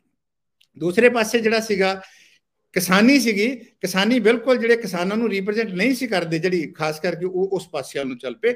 ਹੁਣ ਕਿਉਂਕਿ ਇੰਡੀਵਿਜੂਅਲ ਆਟੋਨਮਸ ਹੋ ਗਿਆ, ਸਾਡੇ ਇਹ ਵੀ ਦੇਖਣ 'ਚ ਆਇਆ ਵੀ ਇੱਕ ਘਰ ਦੇ ਵਿੱਚ 3 ਪੀੜ੍ਹੀਆਂ ਹੈਗੀਆਂ, ਇੱਕ ਬਾਬਾ ਹੈ, ਇੱਕ ਖੁਦ ਆਦਮੀ ਆ, ਇੱਕ ਬੱਚੇ ਆ, ਉਹ ਤਿੰਨਾਂ ਦੀ ਵੱਖਰੀ ਵੱਖਰੀ ਚੋਇਸ ਆ। ਪਹਿਲਾਂ ਸਾਡੇ ਕੋਲ ਚੋਇਸ ਬਹੁਤ ਲਿਮਿਟਡ ਹੁੰਦੀ ਸੀ, ਕਿਸੇ ਸਮੇਂ 'ਚ 3 ਹੁੰਦੀਆਂ ਸੀਗੀਆਂ, ਇੱਕ ਲੈਫਟ ਧਿਰ ਹੁੰਦੀ ਸੀਗੀ, ਅਕਾਲੀ ਸੀਗੀ, ਕਾਂਗਰਸੀ ਸੀਗੀ। ਖਾਸ ਕਰਕੇ ਮੈਂ ਰੂਰਲ ਏਰੀਆ ਦੀ ਗੱਲ ਕਰਨਾ, ਸ਼ਹਿਰਾਂ ਦੇ ਵਿੱਚ ਥੋੜਾ ਜਿਹਾ ਜਿਹੜਾ ਲੈਫਟ ਦੀ ਥਾਂ ਤੇ ਬੀਜੇਪੀ ਆ ਜਾਂਦੀ ਸੀਗੀ, ਜਿੱਥੇ ਉਹ ਨਾਨ ਇੰਡਸਟਰੀਅਲ ਏਰੀਆ ਸੀਗਾ, ਉੱਥੇ ਆਲਮੋਸਟ ਐਨ ਬਲੌਕ ਚੱਲ ਜਾਂਦਾ ਸੀਗਾ। ਘਰਾਂ ਦੇ ਵਿੱਚੋਂ ਸਾਰਿਆਂ ਨੇ ਉਸ ਪਾਸੇ ਵੱਲ ਚੱਲ ਜਾਣਾ, ਮਹੱਲੇ 'ਚੋਂ ਸਾਰਿਆਂ ਨੇ ਉਸ ਪਾਸੇ ਵੱਲ ਚੱਲ ਜਾਣਾ, ਪਿੰਡ ਵਾਲਿਆਂ 'ਚੋਂ ਸਾਰਿਆਂ ਨੇ ਉਸ ਪਾਸੇ ਚੱਲ ਜਾਣਾ, ਜਾਂ ਇਸ ਕਰਕੇ ਕਿ ਇੱਕ ਕਮਿਊਨਿਟੀ ਜਿਹੜੀ ਹੈਗੀ ਉਹ ਇੱਕ ਪਾਸੇ ਵੱਲ ਚੱਲ ਜਾਂਦੀ ਸੀ। ਹੁਣ ਆਟੋਨਮਸ ਹੋ ਗਿਆ, ਇੰਡੀਵਿਜੂਅਲ ਆਟੋਨਮਸ ਹੈ, ਔਰ ਇਹ ਬਹੁਤ ਪੋਜ਼ਿਟਿਵ ਚੀਜ਼ ਵੀ ਹੈਗੀ ਆ। ਔਰ ਜਦੋਂ ਆਟੋਨਮਸ ਹੋ ਕੇ ਵਿਅਕਤੀ ਜਿਹੜਾ ਵੋਟ ਪਾਉਂਦਾ ਵਾ, ਤੇ ਉਹਦੇ ਵਿੱਚ ਰੀਜ਼ਨ ਬਹੁਤ ਆ ਜਾਂਦਾ, ਉਹ 'ਚ ਰੈਸ਼ਨੈਲਿਟੀ ਹੁੰਦੀ ਆ, ਜਾਂ ਉਹਦਾ ਆਪਣਾ ਇੰਟਰਸਟ ਹੁੰਦਾ ਵਾ। ਜਦੋਂ ਇੰਡੀਵਿਜੂਅਲ ਦਾ ਇੰਟਰਸਟ ਡਿਸਾਈਡ ਕਰਦਾ ਵਾ, ਤੇ ਉਹਦਾ ਮਤਲਬ ਹੈਗਾ ਕਿ ਜਿਹੜੀ ਸਾਡੀ ਰਾਜਨੀਤੀ ਦੀ ਜਿਹੜੀ ਸਥਿਤੀ ਆ ਉਹ ਬਦਲ ਰਹੀ ਆ, ਔਰ ਪੋਜ਼ਿਟਿਵ ਸਾਈਡ ਵਾਲੇ ਪਾਸੇ ਬਦਲ ਰਹੀ ਆ। ਜਦੋਂ ਅਕਾਲੀ ਦਲ ਪਾਰਟੀ, ਸ਼੍ਰੋਮਣੀ ਅਕਾਲੀ ਦਲ ਹੋ ਗਿਆ, ਸੁਖਬੀਰ ਸਿੰਘ ਬਾਦਲ ਵਾਲਾ ਜਿਹੜਾ ਧੜਾ ਹੈ, ਉਹ ਜਦੋਂ ਸੱਤਾ 'ਚ ਰਹਿੰਦਾ ਜੀ ਉਨੀ ਦੇਰ ਤੱਕ ਤਾਂ ਕੋਈ ਵੀ ਸਿੱਖ ਪੰਥਿਕ ਅਫੇਅਰਸ ਦੇ ਵਿੱਚ ਕੋਈ ਵੀ ਗਰਮ ਖਿਆਲੀ ਧੜਾ ਉੱਭਰਦਾ ਨਹੀਂ ਹੈ, ਐਡੀ ਵੱਡੀ ਸਟਰੋਂਗ ਵੌਇਸ ਨਹੀਂ ਬਣਦਾ। ਪਰ ਜਦੋਂ ਅਕਾਲੀ ਦਲ ਸੱਤਾ ਤੋਂ ਬਾਹਰ ਜਾਂਦਾ ਉਦੋਂ ਹੀ ਇੱਕ ਐਦਾਂ ਦਾ ਧੜਾ ਉੱਭਰ ਆਉਂਦਾ, ਐਵੇਂ ਲੱਗਦਾ ਕਿ ਹੁਣ ਅਕਾਲੀ ਦਲ ਖਤਮ ਹੋ ਗਿਆ, ਦੁਬਾਰਾ ਉੱਭਰ ਨਹੀਂ ਪਾਏਗਾ। ਇਹਦਾ ਆਪਸ 'ਚ ਮੇਅਰ ਕੋਇਨਸੀਡੈਂਸ ਹੈ ਜਾਂ ਇਹਦੇ ਪਿੱਛੇ ਕੁਝ ਗਰਾਊਂਡਸ ਹੈਗੇ ਨੇ ਜਿਨ੍ਹਾਂ ਤੇ ਤੁਸੀਂ ਦੇਖਿਆ ਹੋਵੇ? ਉਹ ਪੁਰਾਣੇ ਸਮੇਂ ਦੀ ਗੱਲ ਆ, ਅੱਜ ਤੋਂ ਕੋਈ ਮੈਂ 85 86 ਦੀ ਗੱਲ ਆ ਕਿ ਕਾਂਗਰਸ ਦੇ ਚੀਫ ਮਿਨਿਸਟਰ ਸੀਗੇ ਜਿਹੜੇ 80 ਚ ਬਣੇ ਸੀਗੇ। ਜਿਹੜਾ ਸਵਾਲ ਤੁਸੀਂ ਕੀਤਾ ਨਾ ਉਹਦਾ ਜਵਾਬ ਉਹਨਾਂ ਨੇ ਦਿੱਤਾ ਸੀਗਾ। ਜਦੋਂ ਉਹਨਾਂ ਨੂੰ ਇਹ ਪੁੱਛਿਆ ਗਿਆ ਮੀਟਿੰਗ ਦੇ ਵਿੱਚ, ਉਹ ਸਮਾਂ ਬਹੁਤ ਉਦਾਂ ਦਾ ਸੀ ਵੀ ਅਕਾਲੀ ਦਲ ਦਾ ਇਹ ਇਦਾਂ ਕਿਉਂ ਕਰਦਾ ਹੈ, ਤੇ ਉਹਨਾਂ ਨੇ ਫਿਰ ਇਹੀ ਗੱਲ ਕਹੀ ਸੀ ਜਿਹੜੀ ਗੱਲ ਤੁਸੀਂ ਕਹੀ ਆ। ਇਹ ਗੱਲ ਇਹ ਠੀਕ ਹੈਗੀ ਕਿ ਅਕਾਲੀ ਦਲ ਜਿਹੜਾ ਉਹ ਅਕਾਲੀ ਦਲ ਸੀ, ਇੱਕ ਲੋਕਾਂ ਦੇ ਮਨਾਂ 'ਚ ਇਮੇਜ ਹੁੰਦਾ ਸੀਗਾ ਅਕਾਲੀ ਦਲ ਦਾ, ਅਕਾਲੀ ਦਲ ਦੀ ਲੀਡਰਸ਼ਿਪ ਦਾ, ਔਰ ਉਹ ਇੱਕ ਖਾਸ ਕਰਕੇ ਪੀਜ਼ੈਂਟਰੀ ਦੇ ਵਿੱਚ ਜਾਂ ਇੱਕ ਪਾਰਟਿਕੂਲਰ ਜਿਹੜੀ ਕਮਿਊਨਿਟੀ ਸਿੱਖ ਕਮਿਊਨਿਟੀ ਦੇ ਵਿੱਚ ਉਹਨਾਂ ਦਾ ਇੱਕ ਬਹੁਤ ਸਟਰੋਂਗ ਜਿਹੜਾ ਉਸ ਕਿਸਮ ਦਾ ਬੇਸ ਹੁੰਦਾ ਸੀਗਾ, ਔਰ ਉਹ ਲੀਡਰਸ਼ਿਪ ਦਾ ਇਮੇਜ ਜਿਹੜਾ ਬਹੁਤ ਇੰਪੋਰਟੈਂਟ ਹੁੰਦਾ ਸੀਗਾ, ਜਿੱਥੇ ਉਹ ਕੋਈ ਨਾ ਕੋਈ ਉਹਨਾਂ ਨੂੰ ਇਮੇਜ ਦਿੰਦੇ ਸੀ, ਕੋਈ ਨਾ ਕੋਈ ਇੰਪ੍ਰੈਸ਼ਨ ਦਿੰਦੇ ਸੀ, ਲੋਕਾਂ ਦਾ ਫੇਥ ਸੀਗਾ ਉਹਨਾਂ ਦੇ ਉੱਤੇ। ਔਰ ਇਹ ਗੱਲ ਠੀਕ ਹੈਗਾ ਕਿ ਜਦੋਂ ਪਾਵਰ ਦੇ ਵਿੱਚ ਹੁੰਦੇ ਆ ਉਹ ਬੋਦਰ ਨਹੀਂ ਕਰਦੇ, ਜਦੋਂ ਪਾਵਰ ਤੋਂ ਬਾਹਰ ਜਾਂਦੇ ਆ ਉਹਨਾਂ ਦੀ ਸਮੱਸਿਆ ਆਉਂਦੀ। ਮੇਰੇ ਖਿਆਲ ਪੰਜਾਬੀ ਸੂਬਾ ਬਣਾਉਣ ਦਾ ਕਾਰਨ ਵੀ ਇਹੀ ਸੀਗਾ ਵੱਡਾ ਕਿ ਇਹਨਾਂ ਨੇ ਤਾਕਤ ਦੇ ਵਿੱਚ ਆਉਣਾ ਸੀਗਾ, ਕਿਉਂਕਿ 67 ਤੋਂ ਬਾਅਦ ਇਹ ਪੋਲੀਟੀਕਲ ਰੈਲੇਵੈਂਟ ਹੁੰਦੇ ਆ, ਔਰ ਉਸ ਤੋਂ ਬਾਅਦ ਇਹ ਲਗਾਤਾਰ ਸਰਕਾਰ ਦੇ ਵਿੱਚ ਆਉਂਦੇ ਆ, ਪੋਲੀਟੀਕਲ ਰੈਲੇਵੈਂਟ ਰਹਿੰਦੇ ਆ। 77 ਚ ਵੀ ਰਹੇ, 85 ਦੇ ਵਿੱਚ ਵੀ ਰਹੇ, ਉਸ ਤੋਂ ਬਾਅਦ ਵੀ ਰੈਲੇਵੈਂਟ ਰਹੇ ਆ। ਪਿਛਲੇ ਸਮੇਂ 'ਚ ਹੁਣ ਇਹ ਲੋਕਾਂ ਨੇ ਬਿਲਕੁਲ ਇਰਰੈਲੇਵੈਂਟ ਕਰਤਾ। ਇਹਦਾ ਮਤਲਬ ਹੈਗਾ ਕਿ ਜਿਹੜੀ ਪੋਲਿਟਿਕਸ ਦੀ ਜਿਹੜੀ ਡਾਇਨਾਮਿਕਸ ਹੈਗੀ ਆ, ਜਿਸ ਤਰੀਕੇ ਨਾਲ ਚੇਂਜ ਹੋ ਰਹੀ ਆ, ਅਕਾਲੀ ਦਲ ਜਿਹੜਾ ਹੈਗਾ ਉਸ ਤਰੀਕੇ ਨਾਲ ਆਪਣੇ ਆਪ ਨੂੰ ਐਡਜਸਟ ਨਹੀਂ ਕਰ ਰਿਹਾ, ਉਸ ਤਰੀਕੇ ਨਾਲ ਅਡੈਪਟ ਨਹੀਂ ਕਰ ਰਿਹਾ, ਔਰ ਇਸੇ ਕਾਰਨ ਕਰਕੇ ਜਿਹੜਾ ਅਕਾਲੀ ਦਲ ਦਾ ਚੈਲੰਜ ਬਹੁਤ ਵੱਡਾ ਹੋ ਗਿਆ ਕਿ ਜਿਹੜੀ ਗੱਲ ਤੁਸੀਂ ਕੀਤੀ ਆ ਉਹ ਗੱਲਾਂ ਇਹਨਾਂ ਨੂੰ ਅਪੀਲ ਨਹੀਂ ਕਰਦੀਆਂ, ਕਿਉਂਕਿ ਪਿਛਲੇ 10 ਸਾਲ ਦਾ ਜਿਹੜਾ ਰਜੀਮ ਰਿਹਾ, ਉਹ 10 ਸਾਲਾਂ ਦੇ ਵਿੱਚ ਜਿਹੜਾ 12 ਤੋਂ 17 ਵਾਲਾ ਰਜੀਮ ਸੀਗਾ, ਉਹਦੇ ਵਿੱਚ ਜਿਹੜਾ ਇਹਨਾਂ ਦਾ ਇਮੇਜ ਸੀਗਾ, ਜਾਂ ਜਿਹੜਾ ਦੀ ਕਹਿਣੀ ਤੇ ਕਥਨੀ ਸੀਗੀ, ਜਾਂ ਜਿਸ ਕਿਸਮ ਦਾ ਜਿਹੜਾ ਇਹਨਾਂ ਨੇ ਕਲਚਰ ਪੈਦਾ ਕੀਤਾ, ਜਿਹੜਾ ਹੁਣ ਕਲਚਰ ਦਾ ਜਾਂ ਜਿਸ ਕਿਸਮ ਦੇ ਵਰਤਾਰੇ ਦਾ ਅਸੀਂ ਸਾਰੇ ਚਿੰਤਤ ਹੈਗੇ ਆ, ਕਿੱਥੇ ਲੋਕਾਂ ਦੇ ਮੁੱਦਿਆਂ ਨੂੰ ਜਿਹੜਾ ਸੀਗਾ ਉਹ ਬਿਲਕੁਲ ਪਛਾਣ ਛੁੱਟ ਕੇ ਇੱਕ ਵੱਖਰੀ ਕਿਸਮ ਦੀ ਜਿਹੜੀ ਆ ਸੈਂਟਰਲਾਈਜੇਸ਼ਨ ਆਫ ਪਾਵਰ, ਅਸੀਂ ਉਹਨੂੰ ਇਹ ਨਹੀਂ ਆ ਕਿ ਉਸ ਸਮੇਂ ਦੇ ਵਿੱਚ ਨਾ ਤਾਕਤ ਦਾ ਕੇਂਦਰੀਕਰਨ ਕੀਤਾ, ਤੇ ਜਿਹੜੀ ਇਹਨਾਂ ਨੇ ਜਿੰਨੀ ਵੀ ਗੁੰਡਾਗਰਦੀ ਹੋ ਸਕਦੀ ਸੀ ਜਾਂ ਬਦਮਾਸ਼ੀ ਹੋ ਸਕਦੀ ਸੀ ਜਾਂ ਅਜਾਰੇਦਾਰੀ ਹੋ ਸਕਦੀ ਸੀ, ਉਹਨੂੰ ਸਾਰੀ ਨੂੰ ਡੀਸੈਂਟਰਲਾਈਜ਼ ਕਰਤਾ, ਔਰ ਅਲਟੀਮੇਟਲੀ ਉਹਦਾ ਐਂਡ ਰਿਜ਼ਲਟ ਇਹ ਨਿਕਲਿਆ ਕਿ ਹੌਲੀ ਹੌਲੀ ਇਹ ਹਾਸ਼ੀਏ ਵਾਲੇ ਪਾਸੇ ਵੱਲ ਨੂੰ ਤੁਰ ਪਏ। ਹੁਣ ਇਹ ਕੋਈ ਵੀ ਗੱਲ ਜਦੋਂ ਕਰਦੇ ਆ ਤੇ ਲੋਕਾਂ ਨੂੰ ਦੇਖੀਦਾ ਜਾ ਕੇ ਕਿ ਲੋਕੀ ਹੱਸਣਾ ਸ਼ੁਰੂ ਕਰ ਦਿੰਦੇ ਆ। ਇਹਨਾਂ ਨੂੰ ਆਪਣੀ ਕ੍ਰੈਡੀਬਿਲਿਟੀ, ਸਮੱਸਿਆ ਸਭ ਤੋਂ ਵੱਡੀ ਹੈਗੀ ਆ ਕਿ ਕੋਈ ਨਵਾਂ ਲੀਡਰ ਪੈਦਾ ਹੋਣ ਹੀ ਨਹੀਂ ਦਿੱਤਾ। ਪਹਿਲੀ ਵਾਰੀ ਸ਼ਾਇਦ ਇਹ ਹੋਇਆ ਸੀਗਾ ਕਿ ਅਕਾਲੀ ਦਲ ਦੀ ਪ੍ਰਧਾਨਗੀ ਖਾਨਦਾਨੀ ਜਿਹੜਾ ਹੈਗਾ ਸੀ ਉਹ ਵਿਰਸੇ ਦੇ ਵਿੱਚ ਚਲੇ ਗਈ। ਦੂਸਰੀਆਂ ਰੀਜਨਲ ਪਾਰਟੀਆਂ 'ਚ ਹੁੰਦਾ ਸੀਗਾ, ਪਰ ਉਹ ਰੀਜਨਲ ਪਾਰਟੀਆਂ ਵੀ ਹਾਸ਼ੀਏ ਤੇ ਚਲੇ ਗਈਆਂ। ਤੁਸੀਂ ਦੇਖਿਆ ਹਰਿਆਣੇ ਦੇ ਵਿੱਚ ਕੀ ਹੋਇਆ, ਜਿਹਨੂੰ ਖਾਸ ਕਰਕੇ ਲੋਕ ਦਲ ਵਾਲਾ ਪਾਸਾ ਸੀਗਾ। ਬਿਹਾਰ ਦੇ ਵਿੱਚ ਕੀ ਹੋਇਆ, ਭਾਵੇਂ ਕਿ ਉਹ ਥੋੜਾ ਬਹੁਤਾ ਰਿਵਾਈਵ ਕਰ ਰਹੇ ਆ, ਯੂਪੀ ਦੇ ਵਿੱਚ ਵੀ ਇਸੇ ਕਿਸਮ ਦਾ ਹੈ। ਰੀਜਨਲ ਪਾਰਟੀਆਂ ਦਾ ਕਰੈਕਟਰ ਇਹ ਹੁੰਦਾ, ਪਰ ਅਕਾਲੀ ਦਲ ਦੀ ਸਭ ਤੋਂ ਵੱਡੀ ਸਮੱਸਿਆ ਕਿ ਉਹਨਾਂ 'ਚ ਵੈਕਿਊਮ ਬਹੁਤ ਵੱਡਾ, ਇਹਨਾਂ ਦੀ ਕ੍ਰੈਡੀਬਿਲਿਟੀ, ਜਿਹੜੇ ਲੀਡਰ ਸੀਗੇ ਜਿਨ੍ਹਾਂ ਦਾ ਇਮੇਜ ਲੋਕਾਂ ਦੇ ਮਨਾਂ ਦੇ ਵਿੱਚ ਉਹ ਪੁਰਾਣਾ ਹੋਣਾ ਚਾਹੀਦਾ ਸੀਗਾ ਵੀ ਇਹ ਅਕਾਲੀ ਹੈਗੇ ਆ, ਅਕਾਲੀ ਦਾ ਮਤਲਬ ਹੈਗਾ ਵਾ ਕਿ ਇਹ ਲੋਕਾਂ ਨਾਲ ਖੜਨ ਵਾਲੇ ਆ, ਇਹ ਪੰਥ ਦੇ ਨਾਲ ਖੜਨ ਵਾਲੇ ਆ, ਇਹ ਸਿੱਖੀ ਦੇ ਜਿਹੜੇ ਸਿਧਾਂਤ ਹੈਗੇ ਆ ਘੱਟੋ ਘੱਟ ਉਹਨਾਂ ਨੂੰ ਰਿਪਰੈਜ਼ੈਂਟ ਕਰਦੇ ਆ। ਹੁਣ ਇਹ ਜਿੰਨਾ ਮਰਜ਼ੀ ਕਹੀ ਜਾਣ, ਅਜੇ ਤੱਕ ਲੋਕਾਂ ਦੇ ਮਨਾਂ ਤੇ ਉਤਰਨ ਵਾਸਤੇ ਇਹਨਾਂ ਨੂੰ ਕਿਉਂਕਿ ਬਹੁਤ ਵੱਡੀ ਮਿਹਨਤ ਕਰਨੀ ਪਊਗੀ, ਔਰ ਜੋ ਵੀ ਕਿਸਮ ਦਾ ਇਹ ਨਾਰਾ ਦਿੰਦੇ ਆ, ਚਾਹੇ ਪੰਥ ਖਤਰੇ ਦੀ ਗੱਲ ਕਰਦੇ ਆ, ਹੁਣ ਤਾਂ ਬਹੁਤਾ ਅਸਰ ਜਿਹੜਾ ਲੋਕਾਂ ਤੇ ਨਹੀਂ ਹੁੰਦਾ। ਹੁਣ ਤਾਂ ਲੋਕੀ ਇਹੀ ਹੱਸ ਕੇ ਟਾਲ ਦਿੰਦੇ ਆ ਵੀ ਪੰਥ ਤਾਂ ਠੀਕ ਠਾਕ ਆ, ਪਹਿਲਾਂ ਵੀ ਖਤਰੇ ਸੀਗਾ ਜਾਂ ਪਹਿਲਾਂ ਵੀ ਬਾਹਰ ਨਹੀਂ ਸੀਗਾ। ਲੱਗਦਾ ਕਿ ਇਹ ਜ਼ਿਆਦਾ ਇਸ ਵੇਲੇ ਪੋਲੀਟੀਕਲੀ ਜਿਹੜਾ ਖਤਰੇ ਦੇ ਵਿੱਚ ਹੈਗੇ। ਸੇਖੋ ਸਾਹਿਬ, ਜਿਹੜੇ ਪੰਜਾਬ ਦੇ ਵੋਟਰ ਨੇ, ਕੀ ਉਹ ਧਰਮ ਨੂੰ ਮੱਦੇਨਜ਼ਰ ਰੱਖ ਕੇ ਵੋਟਿੰਗ ਕਰਦੇ ਨੇ? ਵੈਸੇ ਜਵਾਬ ਤੁਸੀਂ ਦੇ ਚੁੱਕੇ ਹੋ, ਮੈਂ ਚਾਹੁੰਦੀ ਥੋੜਾ ਜਿਹਾ ਹੋਰ ਕਲੀਅਰ ਫੈਕਟ ਸਾਡੇ ਸਾਹਮਣੇ ਲਿਆਓ ਕਿ ਕੀ ਧਰਮ ਨੂੰ ਦੇਖ ਕੇ, ਕਿ ਅਗਰ ਹਿੰਦੂ ਨੇ ਤਾਂ ਪਾਰਟਿਕੂਲਰ ਇੱਕ ਪਾਰਟੀ ਨੂੰ ਵੋਟ ਜਾਏਗੀ, ਅਗਰ ਸਿੱਖ ਨੇ ਤਾਂ ਇੱਕ ਪਾਰਟਿਕੂਲਰ ਪਾਰਟੀ ਨੂੰ ਜਾਏਗੀ, ਕੀ ਏਦਾਂ ਦਾ ਵਿਵਹਾਰ ਹੈਗਾ ਪੰਜਾਬ ਦੇ ਵੋਟਰਾਂ ਦਾ? ਨਹੀਂ, ਉਹ ਚੇਂਜ, ਪਹਿਲੀ ਗੱਲ ਤਾਂ ਮੈਂ ਕਹਾਂ ਜੀ, ਅਸੀਂ ਪਿਛਲੀਆਂ 3 ਇਲੈਕਸ਼ਨ ਤੋਂ ਲਗਾਤਾਰ ਇਹ ਸਵਾਲ ਪੁੱਛਦੇ ਰਹੇ ਹਾਂ, ਪੰਜਾਬ ਦਾ ਮੁੱਖ ਮੰਤਰੀ ਕੌਣ ਹੋਣਾ ਚਾਹੀਦਾ। ਲੋਕਾਂ ਨੂੰ ਕੋਈ ਨਹੀਂ ਹੈ ਇੱਥੇ ਹਿੰਦੂ ਹੋਵੇ ਜਾਂ ਸਿੱਖ ਹੋਵੇ, ਬਹੁਤ ਗੱਲ ਕਲੀਅਰ ਹੈ। ਮੈਂ ਪਹਿਲਾਂ ਵੀ ਬਹੁਤ ਗੱਲ ਅਸੀਂ ਕਹਿ ਚੁੱਕੇ ਹਾਂ, ਇਹ ਐਮਪੀਰੀਕਲ ਐਵੀਡੈਂਸਸ ਹੈਗੇ, ਦੇ ਆਰ ਨਾਟ ਬੋਦਰਡ ਅਬਾਊਟ। ਉਹਨਾਂ ਨੂੰ ਚਾਹੀਦਾ ਚੰਗਾ ਵਿਅਕਤੀ ਪੰਜਾਬ ਦਾ ਮੁੱਖ ਮੰਤਰੀ ਹੋਣਾ ਚਾਹੀਦਾ। ਫਿਰ ਮੈਨੂੰ ਵਿੱਚ ਬੋਲਣ ਦਾ ਮੌਕਾ ਦਿਓ ਜੀ, ਕਿਉਂਕਿ ਜਿਹੜੇ ਵੱਡੇ ਪੱਤਰਕਾਰ ਨੇ ਨੈਸ਼ਨਲ ਲੈਵਲ ਦੇ ਅੱਜ ਦੇ ਸਮੇਂ 'ਚ ਅਜਨਾਲਾ ਦੀ ਘਟਨਾ ਤੋਂ ਬਾਅਦ ਉਹ ਪੰਜਾਬ ਦੀ ਪਿਕਚਰ ਨੂੰ ਪੇਂਟ ਕਰਦੇ ਹੋਏ ਇੱਕ ਫੈਕਟ ਨੂੰ ਬਹੁਤ ਮਜ਼ਬੂਤੀ ਨਾਲ ਰੱਖਦੇ ਨੇ ਕਿ ਪੰਜਾਬ ਦੇ ਵਿੱਚ ਜੱਟ ਹੈਗੇਮਨੀ ਆ, ਉੱਥੇ ਸਿਰਫ ਇੱਕ ਜੱਟ ਸਿੱਖ ਹੀ ਮੁੱਖ ਮੰਤਰੀ ਰਹਿ ਸਕਦਾ ਹੈ। ਮੈਨੂੰ ਨਹੀਂ ਲੱਗਦਾ। ਮੈਂ ਦੱਸੀਏ ਦੇਖਿਆ ਜਾਵੇ ਕਿ ਪਿਛਲੀ ਵਾਰੀ ਇਹ ਸਵਾਲ ਪੁੱਛਿਆ ਗਿਆ ਸੀ, ਪੰਜਾਬ ਦੇ ਸਭ ਹਿੰਦੂਆਂ ਨੇ ਸਭ ਤੋਂ ਵੱਧ ਵੋਟਾਂ ਕਾਂਗਰਸ ਨੂੰ ਪਾਈਆਂ ਸੀ ਜਦੋਂ ਕਿ ਬਲਰਾਮ ਜਾਖੜ ਜੀ ਨੂੰ ਜਿਹੜਾ ਹੈਗਾ ਸੀ ਰਸਤਾ ਵਿਖਾਲ ਦਿੱਤਾ ਸੀ। ਬੀਜੇਪੀ ਨੂੰ ਵੋਟ ਨਹੀਂ ਪਾਈ, ਉਸ ਤੋਂ ਬਾਅਦ ਆਮ ਆਦਮੀ ਪਾਰਟੀ ਨੂੰ ਵੋਟ ਪਾਈ। ਪੰਜਾਬ ਦੀ ਕਿਸਾਨੀ ਨੇ ਇਰਰਿਸਪੈਕਟਿਵ ਆਫ ਛੋਟੀ ਸੀ ਵੱਡੀ ਸੀ, ਛੋਟੀ ਨੇ ਜ਼ਿਆਦਾ, ਉਹਨਾਂ ਨੇ ਆਮ ਆਦਮੀ ਪਾਰਟੀ ਨੂੰ ਵੋਟ ਪਾਈ, ਐਨ ਬਲੌਕ ਪਾਈ ਹੈ। ਪੰਜਾਬ ਦੇ ਦਲਿਤ ਭਾਈਚਾਰੇ ਸਾਰੇ ਨੇ ਚਰਨਜੀਤ ਸਿੰਘ ਚੰਨੀ ਨੂੰ ਵੋਟ ਨਹੀਂ ਪਾਈ, ਬਰਾਬਰ ਦੀਆਂ ਵੋਟਾਂ ਜਿਹੜੀਆਂ ਹੈਗੀਆਂ ਉਹ ਆਮ ਆਦਮੀ ਪਾਰਟੀ ਨੂੰ ਪਾਈ। ਇਹ ਬਹੁਤ ਇੰਟਰਸਟਿੰਗ ਹੈਗਾ ਪੰਜਾਬ ਦੇ ਕੇਸ ਦੇ ਕਿ ਇਸ ਵੇਲੇ ਜਿਹੜਾ ਇਸ਼ੂ ਸੀਗਾ। ਹਾਂ, ਅਕਾਲੀ ਦਲ ਅਲਾਇੰਸ ਕਰਦਾ ਸੀਗਾ। ਤੁਸੀਂ ਦੇਖੋ ਨਾ, ਜਦੋਂ ਕਾਂਗਰਸ ਨੂੰ ਗੱਦੀ ਤੋਂ ਲਾਉਣਾ ਹੁੰਦਾ ਸੀ ਤੇ ਜਿਹੜਾ ਹਿੰਦੂ ਸੀਗਾ ਅਰਬਨ ਏਰੀਆ ਦਾ, ਉਹ ਬੀਜੇਪੀ ਨੂੰ ਅਕਾਲੀ ਦਲ ਦੇ ਅਲਾਇੰਸ ਨਾਲ ਵੋਟ ਪਾਉਂਦਾ ਸੀਗਾ। ਜਦੋਂ ਉਹ ਅਕਾਲੀ ਦਲ ਬੀਜੇਪੀ ਦੇ ਜਿਹੜੇ ਰੂਲ ਤੋਂ ਦੁਖੀ ਹੋ ਜਾਂਦਾ ਸੀ, ਉਹ ਕਾਂਗਰਸ ਵਾਲੇ ਪਾਸੇ ਮੁੜ ਜਾਂਦਾ ਸੀਗਾ। ਹੁਣ ਜਿਹੜਾ ਹੈਗਾ ਉਹਨਾਂ ਕੋਲ ਇੱਕ ਆਪਸ਼ਨ ਆ ਗਈ ਆ, ਦੂਸਰੀ ਜਿਹੜੀ ਆਪਣੀ ਆਮ ਆਦਮੀ ਪਾਰਟੀ ਆ ਗਈ। ਪਰ ਸਮੱਸਿਆ ਇਸ ਵੇਲੇ ਜਿਹੜਾ ਚੈਲੰਜ ਆਉਣ ਵਾਲੇ ਸਮੇਂ ਦੇ ਵਿੱਚ ਆ ਵੀ ਜਿਸ ਕਿਸਮ ਦੀ ਰਾਜਨੀਤੀ ਪੰਜਾਬ 'ਚ ਹੋ ਰਹੀ ਆ, ਜੋ ਵਰਤਾਰਾ ਹੋ ਰਿਹਾ, ਔਰ ਜਿਸ ਤਰੀਕੇ ਦੇ ਨਾਲ ਬੀਜੇਪੀ ਆਪਣਾ ਕੋਸ਼ਿਸ਼ ਕਰ ਰਹੀ ਹੈ, ਕਿਉਂਕਿ ਹੁਣ 4 ਕਾਰਨਰਡ ਕੰਟੈਸਟ ਹੋਣਾ, ਅਕਾਲੀ ਦਲ ਹਾਸ਼ੀਏ ਦੇ ਉੱਤੇ ਆ, ਕਾਫੀ ਮੁਸ਼ਕਲ ਆ ਉਹਦਾ ਖਾਸ ਕਰਕੇ ਅੱਗੇ ਵਧਣਾ। ਚੈਲੰਜ ਕੋਸ਼ਿਸ਼ ਕਰਨਗੇ, ਅੱਗੇ ਆ ਜਾਣਗੇ। ਕਾਂਗਰਸ ਜਿਹੜੀ ਹੈਗੀ ਆ ਉਹ ਵਰਟੀਕਲ ਹੋਰੀਜੈਂਟਲ ਧੜਿਆਂ 'ਚ ਵੀ ਵੰਡੀ ਪਈ ਆ, ਬਾਕੀ ਵੱਡੀ ਲੀਡਰਸ਼ਿਪ ਇਹਨਾਂ ਦੀ ਚਲੇ ਗਈ ਆ। ਪੰਜਾਬ ਦੀ ਰਾਜਨੀਤੀ ਦੀ ਸਭ ਤੋਂ ਵੱਡੀ ਖਾਸੀਅਤ ਆ ਕਿ ਇੱਥੇ ਵਿਚਾਰਧਾਰਾ ਨੇ ਲੈਫਟ ਦੇ ਕਮਜ਼ੋਰ ਹੋਣ ਤੋਂ ਬਾਅਦ ਬੈਕ ਸੀਟ ਲੈ ਲਈ। ਇਹ ਧੜਿਆਂ ਦੀ ਰਾਜਨੀਤੀ ਰਹਿ ਗਈ, ਔਰ ਧੜਿਆਂ ਦੇ ਵਿੱਚ ਜਿਹੜਾ ਹੁੰਦਾ ਵਾ ਉਹ 'ਚ ਫਿਰ ਜਿਹੜਾ ਹੈਗਾ ਰਾਜਨੀਤੀ ਜਿਹੜੀ ਵਿਚਾਰਧਾਰਾ ਕੰਮ ਨਹੀਂ ਕਰਦੀ, ਔਰ ਉਹ ਵੰਡੇ ਜਾਂਦੇ ਉਹਦੇ ਵਿੱਚੋਂ।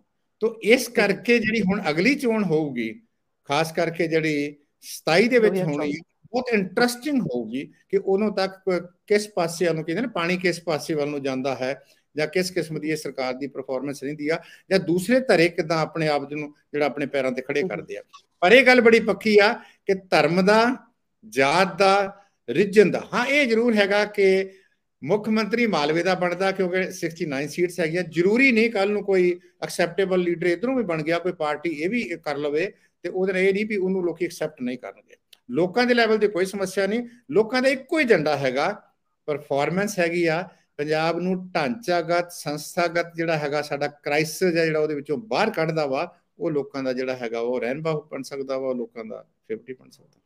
2024 ਦੀਆਂ ਇਲੈਕਸ਼ਨਾਂ ਨੂੰ ਮੱਦੇਨਜ਼ਰ ਰੱਖ ਕੇ ਕਿ ਜਿਹੜੀ ਪਾਵਰ ਸ਼ਿਫਟ ਹੋਈ ਆ, ਇੱਕ ਨਵੇਂ ਧੜੇ ਦੇ ਕੋਲ ਪਾਵਰ ਗਈ ਆ, ਕੀ ਇਹ ਪਾਵਰ ਟ੍ਰਾਂਜੀਸ਼ਨ ਹਜੇ ਤੱਕ ਮੁਕੰਮਲ ਹੋ ਨਹੀਂ ਪਾਈ?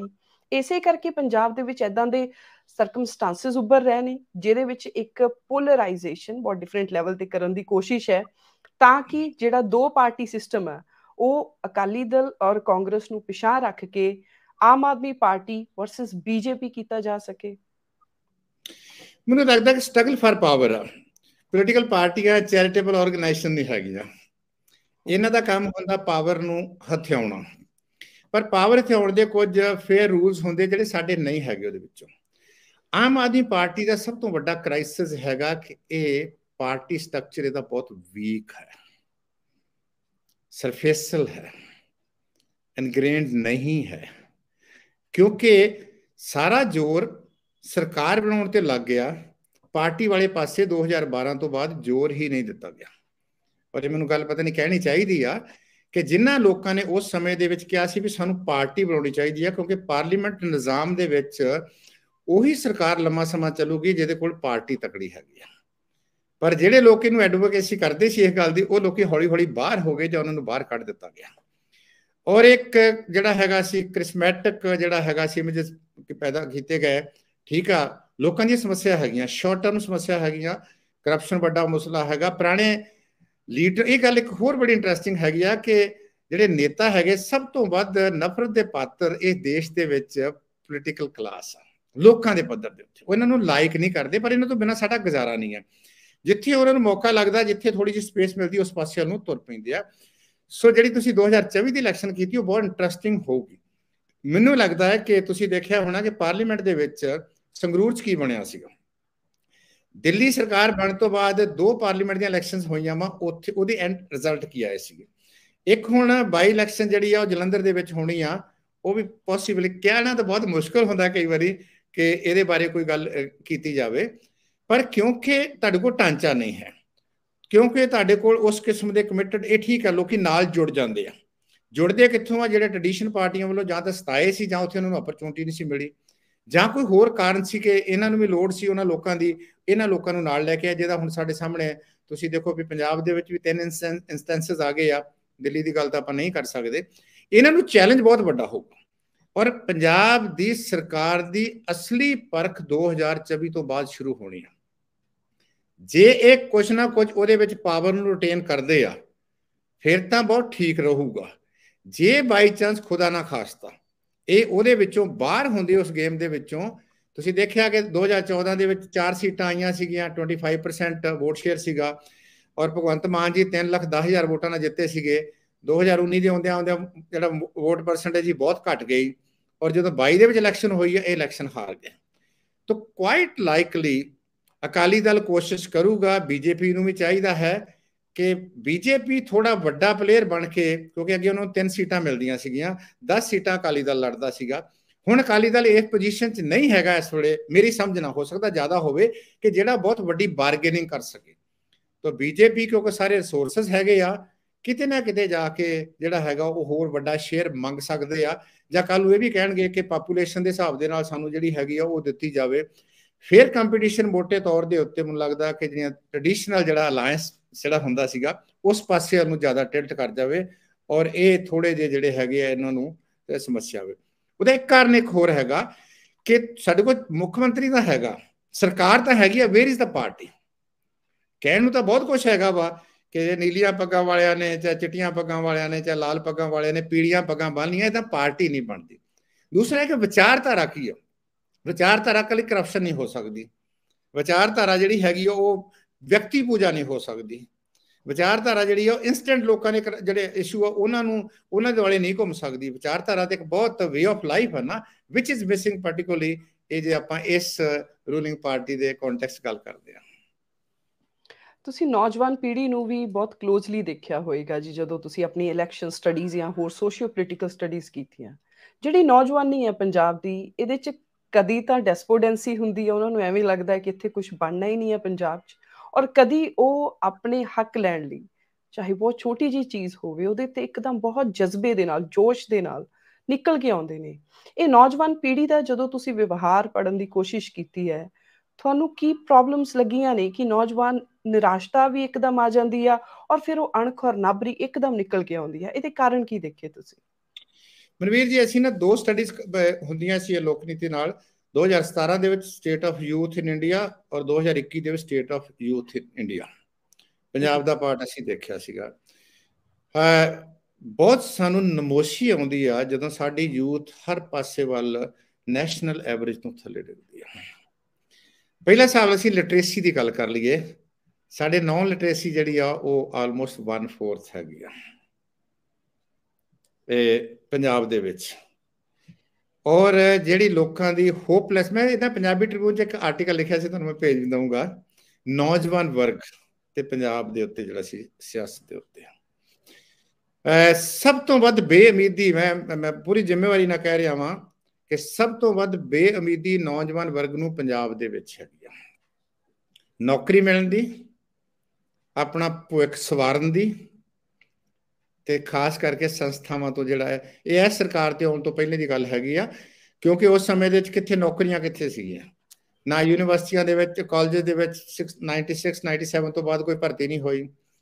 ਜੇ ਭਰਤੀ ਹੋਈ ਸੀ ਉਸ ਸਮੇਂ ਦੇ ਵਿੱਚ ਪੈਸੇ ਪੂਸੇ ਵਾਲਾ ਚੱਕਰ ਵੀ, ਇੱਕ ਚੇਅਰਮੈਨ ਵੀ ਸ਼ਾਇਦ ਅੰਦਰ ਚਲੇ ਗਿਆ ਸੀ, ਕੋਈ ਇਦਾਂ ਦਾ ਹੋਇਆ ਸੀ, ਉਹ ਕੈਂਸਲ ਹੋ ਗਈ ਸੀ।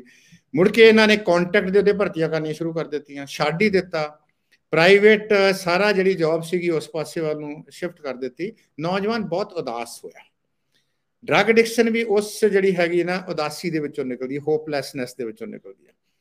ਔਰ ਸਭ ਤੋਂ ਜਿਹੜੀ ਮੇਰੀ ਵਰੀਸਮ ਗੇਮ ਸੀਗੀ, ਵਰੀਸਮ ਜਿਹੜਾ ਮੇਰਾ ਇਸ਼ੂ ਮੇਰੇ ਵਾਸਤੇ ਜਿਹੜਾ ਮੈਂ ਤੁਹਾਡੇ ਨਾਲ ਸ਼ੇਅਰ ਕਰ ਰਿਹਾ, ਕਿ ਕ੍ਰਿਸਚੀਅਨਸ, ਮੁਸਲਿਮਸ ਤੇ ਹਿੰਦੂ ਨੂੰ ਇੱਕ ਪਾਸੇ ਛੱਡ ਕੇ ਸਿੱਖ ਯੂਥ ਦੇ ਵਿੱਚ ਧਾਰਮਿਕ ਪ੍ਰਵਿਰਤੀ ਦੂਸਰਿਆਂ ਦੇ ਮੁਕਾਬਲੇ ਬਹੁਤ ਜ਼ੋਰ ਨਾਲ 17 ਤੋਂ ਬਾਅਦ ਵਧੀ ਆ, ਔਰ ਮੁਸਲਿਮਸ ਦੇ ਵਿੱਚ, ਕ੍ਰਿਸਚੀਅਨ ਦੇ ਵਿੱਚ ਤੇ ਹਿੰਦੂਆਂ ਦੇ ਵਿੱਚ ਉਹ ਬਹੁਤ ਘਟੀ ਆ। ਇਹ ਗੱਲ ਵੇਖਣ ਨੂੰ ਬਹੁਤ ਅਜੀਬ ਲੱਗੂਗੀ, ਪਰ ਜੇ ਤੁਸੀਂ ਲੋਕ ਨੀਤੀ ਦੇ ਉਹਦੇ ਵੈਬਸਾਈਟ ਤੇ ਚਲੇ ਜਾਓ, ਉਹਦੇ ਉੱਤੇ ਉੱਥੇ ਤੁਹਾਨੂੰ ਇਹ ਸਾਰੇ ਡਾਟਾ ਮਿਲ ਜੂਗਾ। ਡਾਟਾ ਅਸੀਂ ਆਮ ਤੌਰ ਤੇ ਇਹ ਇਹਨਾਂ ਓਪਨ ਨਹੀਂ ਕਰਦੇ। ਇਹ ਹੁਣ ਇਹ ਜਿਹੜਾ ਇਹੀ ਦੇਖਣਾ ਕਿ ਧਾਰਮਿਕ ਪ੍ਰਵਿਰਤੀ ਵੱਧਦੀ, ਪਰ ਉਹ ਧਾਰਮਿਕ ਨਹੀਂ ਹੈਗੇ, ਉਹਨਾਂ ਦਾ ਰਿਲੀਜੀਅਸ ਪਲੇਸ ਤੇ ਜਾਣਾ ਰੈਗੂਲਰ ਹੋ ਗਿਆ। ਅੱਛਾ, ਇਹ ਸੀ ਡੇਰਿਆਂ ਤੇ ਵੀ ਅਸੀਂ ਕੋਈ ਸਟੱਡੀ ਕੀਤੀ ਸੀ, ਮੇਰੇ ਸਟੂਡੈਂਟ ਨੇ ਵੀ ਕੀਤੀ ਸੀ, ਮੈਂ ਵੀ ਪ੍ਰੋਜੈਕਟ ਕੀਤਾ ਸੀ। ਤੁਸੀਂ ਲੋਕਾਂ ਨੂੰ ਪੁੱਛਦੇ ਸੀਗੇ ਵੀ ਭਾਈ ਜਿਹੜਾ ਪਿੰਡ ਗੁਰਦੁਆਰਾ ਵੀ ਹੈਗਾ ਵਾ, ਉੱਥੇ ਤੁਸੀਂ ਡੇਰੇ ਕਿਉਂ ਜਾਂਦੇ ਹੋ? ਵੱਡੇ ਵੱਡੇ ਡੇਰੇ ਪੰਜਾਬ ਦੇ ਵਿੱਚ ਬਹੁਤ ਜ਼ਿਆਦੇ ਆ। ਅਸੀਂ ਇੱਕ ਪੁਆਇੰਟ ਉਹਨਾਂ ਦਾ ਫੜਿਆ ਕੋ ਕਹਿੰਦੇ ਜਦੋਂ ਡੇਰੇ ਆ ਜਾਂਦੇ ਸਾਨੂੰ ਬਹੁਤ ਸੁੱਖ ਦਾ ਸਾਹ ਆ ਜਾਂਦਾ ਵਾ, ਅਸੀਂ ਥੋੜੇ ਸਮੇਂ ਲਈ ਬਹੁਤ ਰਿਲੈਕਸ ਹੋ ਜਾਂਦੇ ਹਾਂ। ਜਿੱਥੇ ਅਸੀਂ ਰਹਿੰਦੇ ਹਾਂ ਉੱਥੇ ਤੰਗੀਆਂ ਬਹੁਤ ਜ਼ਿਆਦੀਆਂ। ਅਗਲਾ ਸਾਡਾ ਸਵਾਲ ਸੀਗਾ ਵੀ ਤੁਹਾਡੀ ਇਹ ਸਮੱਸਿਆ ਤੇ ਇੱਥੇ ਆਣ ਕੇ ਕਿੰਨਾ ਕੁ ਚਿਰ ਹੋਊਗੀ? ਕਹਿੰਦੇ ਭਾਵੇਂ ਥੋੜੇ ਸਮੇਂ ਲਈ ਸਾਨੂੰ ਮਿਲਦਾ ਨਾ ਅਹਿਸਾਸ ਹੁੰਦਾ ਵਾ, ਥੋੜੇ ਸਮੇਂ ਲਈ ਅਸੀਂ ਪੁਰਾਣੇ ਆਪਣੇ ਸਾਰੇ ਦੁੱਖ ਭੁੱਲ ਜਾਂਦੇ ਆ, ਇੱਥੇ ਸਾਰਿਆਂ ਦੇ ਵਿੱਚ ਬੈਠ ਜਾਂਦੇ ਆ। ਜਦੋਂ ਅਸੀਂ ਇਦਾਂ ਜੀ ਭਿਆਣੇ ਹੋ ਜਾਈਏ, ਇਦਾਂ ਟਾਈਮ ਕੱਢੀਏ, ਯੂਥ ਕੱਢੇ, ਤੇ ਫਿਰ ਉਹਦਾ ਅੰਦਾਜ਼ਾ ਤਾਂ ਲਾ ਸਕਦੇ ਆ ਵੀ ਯੂਥ ਜਿਹੜੀ ਹੈਗੀ ਆ ਉਹਦੀ ਸਟੇਟ ਆਫ ਮਾਈਂਡ ਕੀ ਹੋਊਗਾ। ਸਾਡਾ ਸਾਰਾ ਸਿਸਟਮ, ਐਜੂਕੇਸ਼ਨ ਸਿਸਟਮ ਜਿਹੜਾ ਹੈਗਾ ਉਹ ਸਭ ਨੂੰ ਸਾਨੂੰ ਪਤਾ ਹੈਗਾ। ਡਿਗਰੀਆਂ ਹੋ ਸਕਦੀਆਂ, ਜਦੋਂ ਅਸੀਂ ਕੰਪੀਟ ਕਰਦੇ ਹਾਂ ਸਾਡੀ ਨੈਸ਼ਨਲ ਲੈਵਲ ਦੇ ਉੱਤੇ ਸਾਡੀ ਇਨਟੇਕ ਬਹੁਤ ਘਟ ਗਈ, ਉੱਥੇ ਕੰਪੀਟੀਸ਼ਨ ਆ ਗਿਆ। ਫਿਜ਼ੀਕਲੀ ਸਾਡੀਆਂ ਬਹੁਤ ਸਾਰੀਆਂ ਸਮੱਸਿਆ ਆ ਗਈਆਂ। ਚੰਗੀ ਜਿਹੜੀ ਯੂਥ ਸੀਗੀ, ਖਾਸ ਕਰਕੇ ਜਿਹੜੇ ਕਿਸੇ ਸਮੇਂ ਲਈ ਕਿਸੇ ਲਈ ਕੋਈ ਇੰਸਪੀਰੇਸ਼ਨ ਹੋ ਸਕਦੀ ਸੀ, ਉਹ ਇੱਥੋਂ ਮੂਵ ਕਰੀ ਜਾਂਦੇ ਆ। ਪਹਿਲਾਂ ਪਿੰਡਾਂ 'ਚੋਂ ਲੋਕੀ ਨਿਕਲ ਕੇ ਸ਼ਹਿਰਾਂ ਦੇ ਵਿੱਚ ਆ ਗਏ, ਹੁਣ ਸ਼ਹਿਰਾਂ 'ਚੋਂ ਹੋਰ ਪਾਸੇ ਵੱਲ ਚਲੇ ਗਏ। ਹੁਣ ਜਿਹੜੇ ਇੱਥੋਂ ਜਿਹੜੇ ਜਾ ਸਕਦੇ ਆ, ਕਰ ਸਕਦੇ ਆ, ਜਿਨ੍ਹਾਂ ਨੇ ਆਈਕਨ ਬਣਨਾ ਸੀਗਾ ਦੂਸਰਿਆਂ ਵਾਸਤੇ, ਉਹ ਇੱਥੋਂ ਡਿਸਪੀਅਰ ਹੋ ਰਹੇ ਆ। ਤੋ ਇਸ ਕਰਕੇ ਯੂਥ ਦਾ ਵਰਤਾਰਾ, ਇਸੇ ਕਰਕੇ ਸਵਿੰਗ ਬਹੁਤ ਜ਼ਿਆਦੀ ਆ। ਜੇ ਕਿਸਾਨ ਅੰਦੋਲਨ ਆਉਂਦਾ ਤੇ ਉਸੇ ਪਾਸੇ ਤੁਰ ਪੈਣਗੇ। ਜੇ ਉਦੋਂ ਜਿਹੜਾ ਹੈਗਾ ਸੀ, ਤੁਸੀਂ ਦੇਖਿਆ ਦੀਪ ਸਿੱਧੂ ਦੀ ਮੂਵਮੈਂਟ ਸੀ, ਉਸ ਪਾਸੇ ਵੱਲ ਉਹਨਾਂ ਦਾ ਝੁਕਾਅ ਹੋ ਗਿਆ। ਜੇ ਹੁਣ ਲੱਗਦਾ ਹੈ ਤੇ ਉਹਨਾਂ ਨੂੰ ਲੱਗਦਾ ਵੀ ਇਸ ਪਾਸੇ ਵੱਲ ਤੁਰਿਆ ਜਾਵੇ, ਉਹਦਾ ਕਾਰਨ ਇਹ ਹੈ ਕਿ ਜਿਹੜੀ ਸਟੇਬਿਲਿਟੀ, ਜਿਹੜਾ ਸੋਚ ਚਾਹੀਦੀ ਆ, ਰੀਜ਼ਨ ਚਾਹੀਦਾ, ਜਿਹੜੇ ਖਾਸ ਕਰਕੇ ਲੌਜਿਕ ਚਾਹੀਦਾ, ਜਾਂ ਉਹਨੂੰ ਇਹ ਅੰਡਰਸਟੈਂਡਿੰਗ ਹੋਣੀ ਚਾਹੀਦੀ ਵੀ ਦੂਸਰੀਆਂ ਸਟੇਟਾਂ ਦੇ ਵਿੱਚ ਵੀ ਜਿਹੜਾ ਇਹ ਸਾਡੇ ਵਰਗੇ ਲੋਕ ਹੈਗੇ ਆ। ਸਾਨੂੰ ਲੋਕੀ ਸਵਾਲ ਪੁੱਛਦੇ ਆ ਦੂਸਰੀਆਂ ਸਟੇਟਾਂ ਦੇ ਸਾਡੇ ਕੁਲੀਗ ਟੀਚਰਸ, ਉਹ ਭਾਈ ਤੁਹਾਡੇ ਹੋਇਆ ਕੀ ਆ? ਪੰਜਾਬ ਕੋਲ ਸਭ ਕੁਝ ਹੈਗਾ ਵਾ ਹੈ, ਤੇ ਫਿਰ ਵੀ ਇੱਥੇ ਲੋਕ ਟਿਕਣਾ ਕਿਉਂ ਨਹੀਂ ਚਾਹੁੰਦੇ? ਤੇ ਮੈਨੂੰ ਲੱਗਦਾ ਵੀ ਇਹ ਵਰਤਾਰਾ ਹੀ ਇਦਾਂ ਦਾ ਹੋ ਗਿਆ ਜੋ ਪਿਛਲੇ ਸਮੇਂ ਦੀਆਂ ਸਰਕਾਰਾਂ ਨੇ ਵੀ ਜ਼ਿੰਮੇਵਾਰ ਹੈਗੀਆਂ ਉਹਦੇ ਵਾਸਤੇ। ਸਾਡੇ ਵਰਗੇ ਟੀਚਰ ਵੀ ਜ਼ਿੰਮੇਵਾਰ ਹੈਗੇ ਆ, ਮੈਂ ਨਹੀਂ ਕਹਿੰਦਾ ਬਾਹਰ, ਜਿੰਨਾ ਵੀ ਸਾਡਾ ਆਲਾ ਦੁਆਲਾ ਸੀ, ਸਭ ਨੇ ਆਪਣੇ ਆਪ ਨੂੰ ਵਿਡਰਾਅ ਕੀਤਾ। ਮੈਨੂੰ ਕੀ, ਤੈਨੂੰ ਕੀ ਤੇ ਸਾਨੂੰ ਕੀ ਦਾ ਜਿਹੜਾ ਹੈਗਾ ਸਿੰਡਰਮ ਹੈਗਾ, ਮੈਨੂੰ ਲੱਗਦਾ ਵੀ ਉਹਦੇ ਵਜ੍ਹਾ ਕਰਕੇ ਯੂਥ ਜਿਹੜੀ ਹੈਗੀ ਆ ਉਹਦੀ ਸਮੱਸਿਆ ਹੈ ਵੱਡੀ ਬਣੀ ਪਈ ਆ। ਤੇ ਨੌਜਵਾਨੀ ਨੇ ਵੋਟਾਂ ਕਿਸ ਪਾਰਟੀ ਨੂੰ ਜ਼ਿਆਦਾ ਪਾਈਆਂ ਜੀ ਇਸ ਵਾਰੀ? ਜਿੰਨੇ 25 ਸਾਲ ਤੋਂ ਘੱਟ ਵਾਲੇ ਸੀ ਉਹ ਸਾਰੇ ਆਮ ਆਦਮੀ ਪਾਰਟੀ ਵੱਲ ਗਏ ਸੀਗੇ। ਹੌਲੀ ਹੌਲੀ ਆਏ ਸੀਗੇ, ਫਿਰ ਕਾਂਗਰਸ ਵਾਲੇ ਪਾਸੇ ਜਾਂਦੇ ਆ, ਤੇ ਫਿਰ ਜਿਹੜਾ ਅਕਾਲੀ ਦਲ ਦੇ ਕੋਲੋਂ ਹੀ ਪੁਰਾਣਾ ਜਿਹੜਾ ਹੈਗਾ ਵੋਟ ਬੈਂਕ ਪੈ ਗਿਆ। ਨੌਜਵਾਨ ਇੰਪੇਸ਼ੈਂਟ ਆ, ਇੰਸਟੈਂਟ ਆਪਣੇ ਮਸਲਿਆਂ ਦਾ ਹੱਲ ਚਾਹੁੰਦਾ ਵਾ, ਕੋਈ ਬਹੁਤ ਵੱਡੇ ਜਿਹੜਾ ਹੈਗਾ ਲਾਰਿਆਂ ਲੱਪਿਆਂ ਤੇ ਨਹੀਂ ਰਹਿੰਦਾ। ਇਹ ਜਿੱਦਾਂ ਪਹਿਲੀਆਂ ਕੁਝ ਪੀੜ੍ਹੀਆਂ ਹੁੰਦੀਆਂ ਸੀ, ਸਾਡੇ ਵਰਗੇ ਹੁੰਦੇ ਕੋਈ ਗੱਲ ਨਹੀਂ, ਥੋੜੇ ਸਮੇਂ ਬਾਅਦ ਹੋ ਜਾਊਗਾ। ਜਿਹੜੀ ਇਹਦੀ ਇੰਪੇਸ਼ੈਂਸ ਚੰਗੀ ਵੀ ਹੈਗੀ ਆ, ਪਰ ਉਹ ਇੰਪੇਸ਼ੈਂਸ ਉਹਨਾਂ ਦੀ ਆਪਣੀ ਸਿਹਤ ਵਾਸਤੇ ਬਹੁਤੀ ਠੀਕ ਨਹੀਂ ਹੈਗੀ।